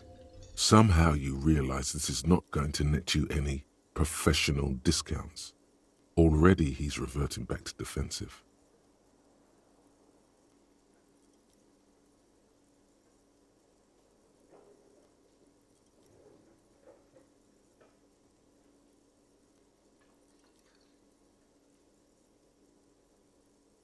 Yes, have you got it? Well?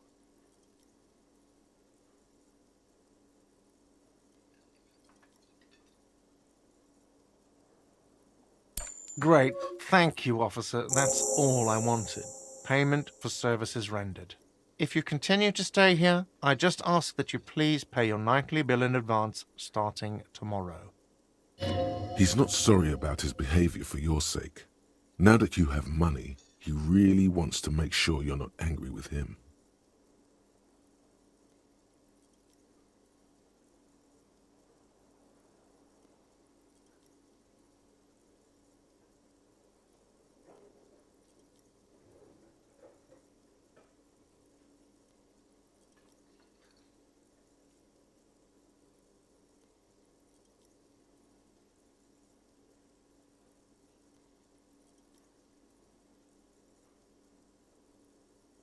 I'll unlock the electronic lock to your room. All the doors lock automatically at 9 p.m. Please pay for each night in advance starting tomorrow. 20 real per night. I'll take a room here too. Of course. Always happy to have officers from the RCM as guests. Anything else I can do for you?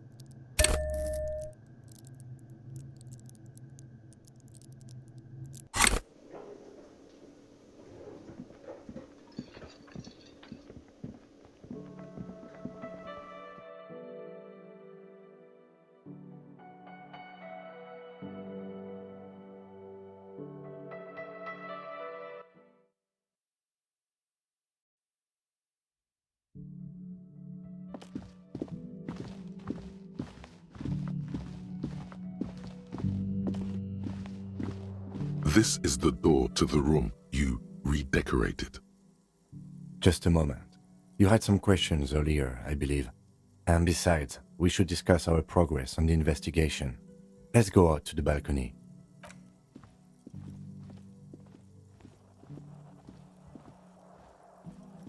The air outside is brisk. The lieutenant is silent for a moment. He listens to the traffic hum. Then,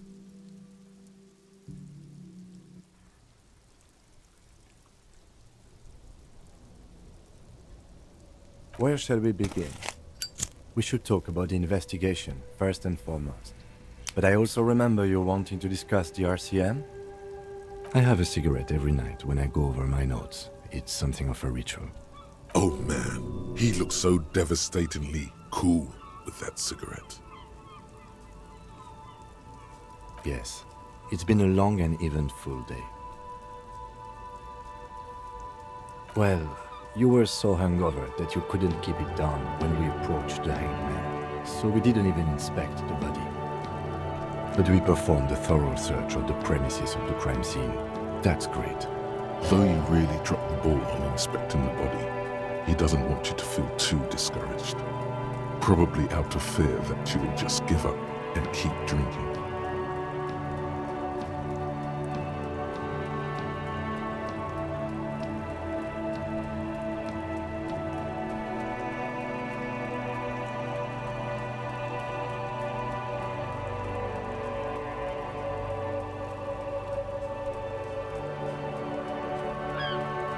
As for the interviews, we weren't able to find the union leader, Everard Clare, much less interview him, so that's on the to-do list for tomorrow. We didn't talk to the Wild Palms rep. We really must do that tomorrow. Above all, though, today was exhausting. What's with all the running? You run about. Is that a standard Precinct 41 practice?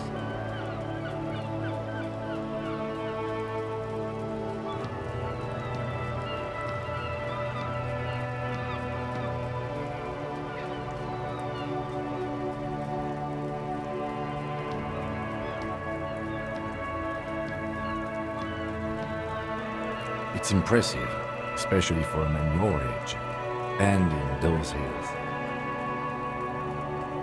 Nice shoes, by the way. I like the green. Goes with the orange.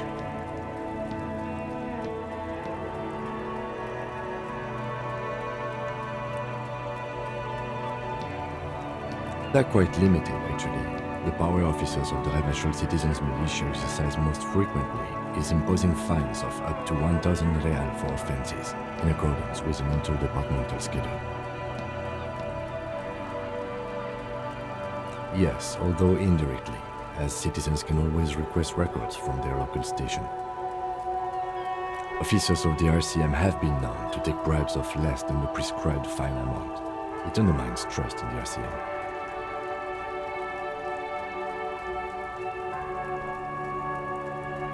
We can arrest people, of course, but rather than bringing someone in directly, it's preferable to serve a station closely. It prevents confusion and overcrowding. You can't. Those who don't show up become fugitives, though, and have fewer legal rights when they are eventually caught. It's about power projection. Thus far, they seem to mostly show up.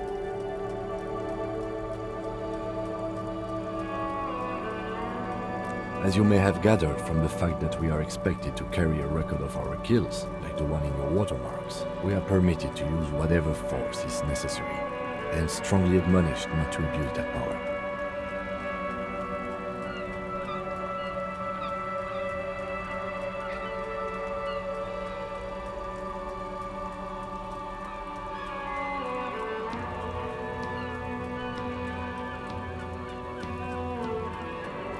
You have to supply compelling evidence for why it was necessary to use lethal force.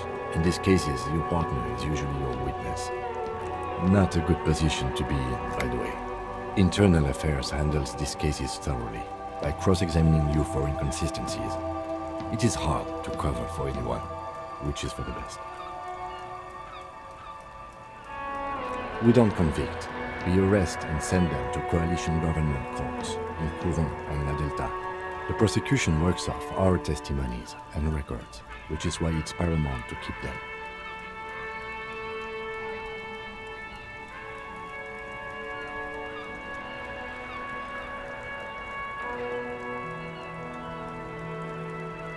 The coalition government and the moral intern more broadly.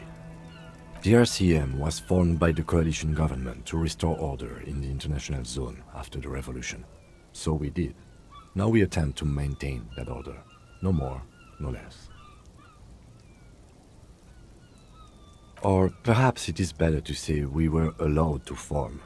It's a point of contention whether the citizens of Revachol or the coalition government founded the RCM. Silence. A great comment to such a conundrum. The Moralist International are the world's largest political organization. You know who they are. They have been running this place after the revolution failed.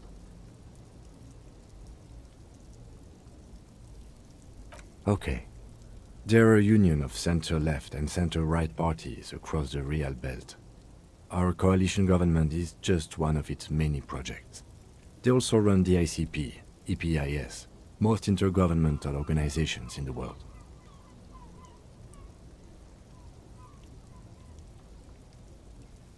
What do they believe in? They are Dolorians. They believe they continue the humanist project set forth by Her Innocence Dolores Day 4 centuries ago. Others say they are just technocrats. Those others say they continue the humanist project set forth by Dolores Day. Interesting question. It's a blue forget-me-not. Their motto is love, compassion, self-discipline. I think you can gauge what they want you to think of them from that.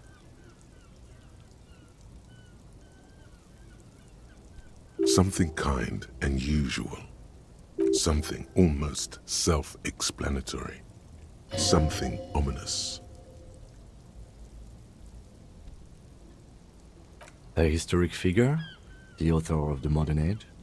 You will have to look elsewhere for opinions. The subject of humanism is too abstract for me.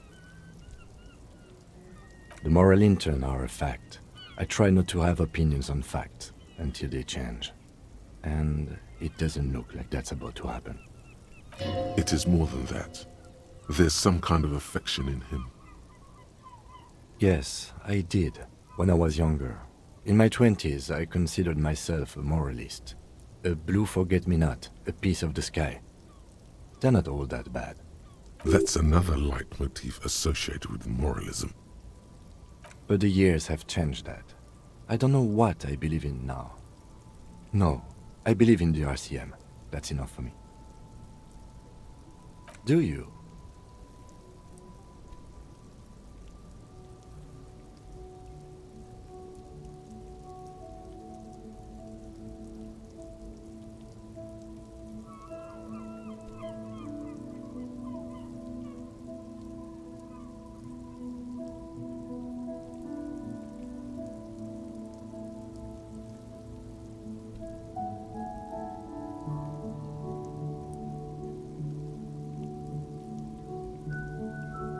In fact, we would need them even if you didn't think that way.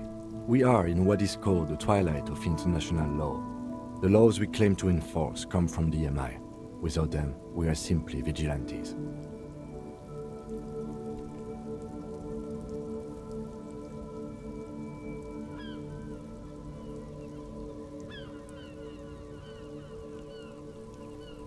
Spoken like a revolutionary, not a cop. But hypothetical aside, in Martinez we already are vigilantes. At least the Union thinks so. I expect our job here to prove quite challenging. The dying lights of the city shimmer below. Slowly, like luminous clouds, they pass on his lenses. The lieutenant looks at his slim cigarette, contemplating the next drag. This soldier is the highlight of the day for me, he thinks. This little stick right here. They really don't like us here. And the mouth on that kid, you know. It's different inland, in Jamrock and the GRIH. It's our fault for leaving this place to the dogs, to the Union, to the company, not daring to come here more often. This place has fallen between the cracks, the jurisdictions of our two precincts. We run this city. West of the river is RCM land.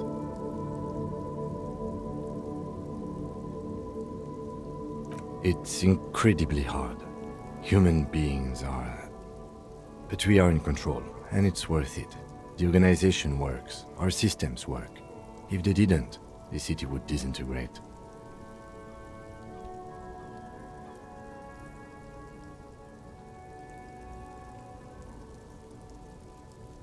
Me too, but I wouldn't count on any drastic changes in our lifetimes.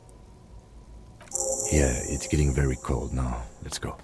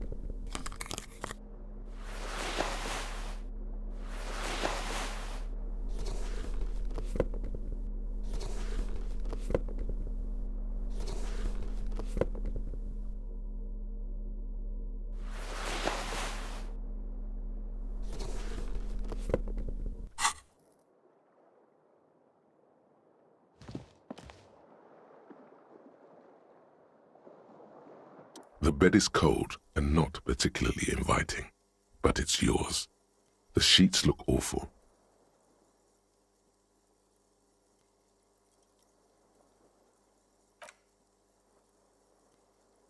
The sheets feel at once coarse and clammy against your skin.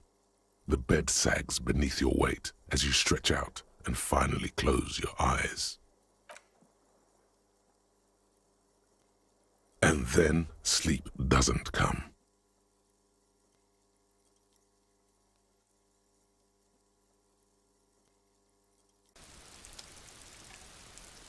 And then sleep doesn't come. Obviously, you're in bed with your eyes closed, but it's not happening. Maybe it's the bed's fault.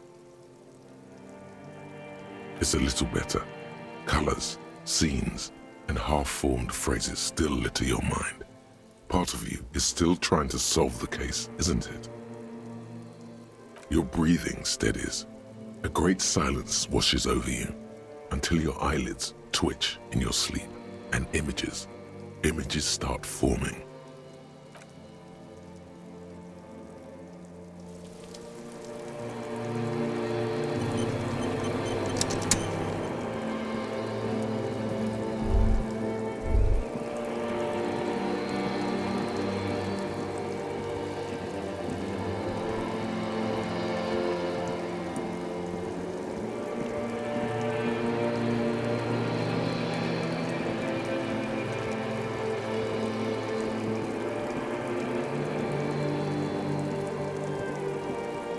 Do you remember the scent of your childhood? Do you remember your wife's hand on your face?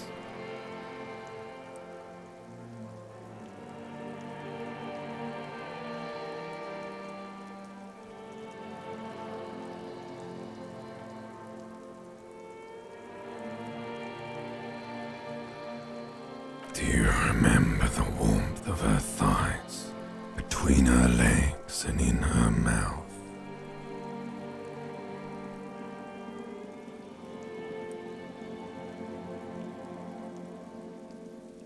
That's right, funky baby. And you just stood there, one hand on the bottle and the other on your dick, watching her go. Let it all be dragged away from you. Tell me, where are your friends? Human beings have friends, Harry boy. Where the hell are yours? No, it's gone. 3 times gone and never coming back. You failed. You failed me. You failed Elysium. Everything. The Pale and the Islas. On the surface. The outer magnetosphere. Burning, furious truth. 8,000 years of written history.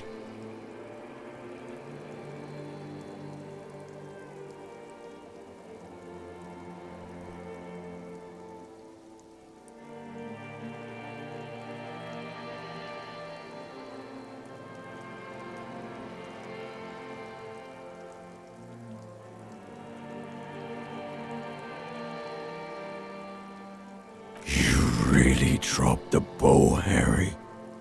4.6 billion people. And you failed every single one of them. You really fucked up. You're not coming back from shit, thrashing around in that high conductivity state of yours, bumping into things and acting like a clown. Who are you kidding?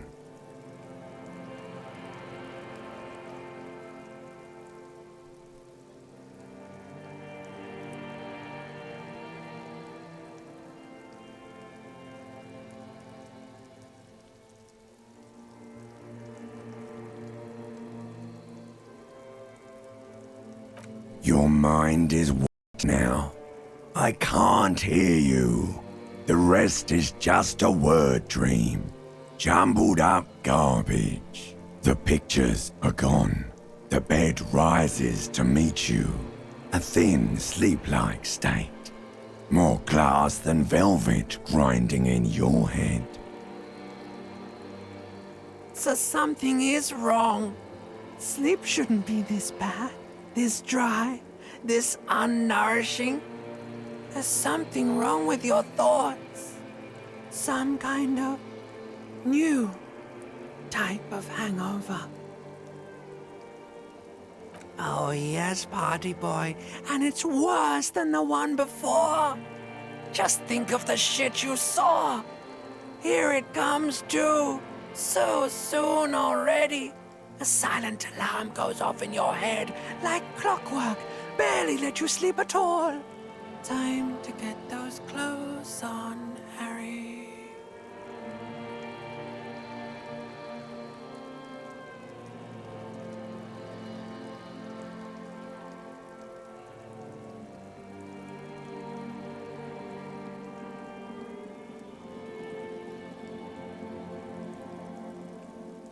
Time to go to work in the shit factory.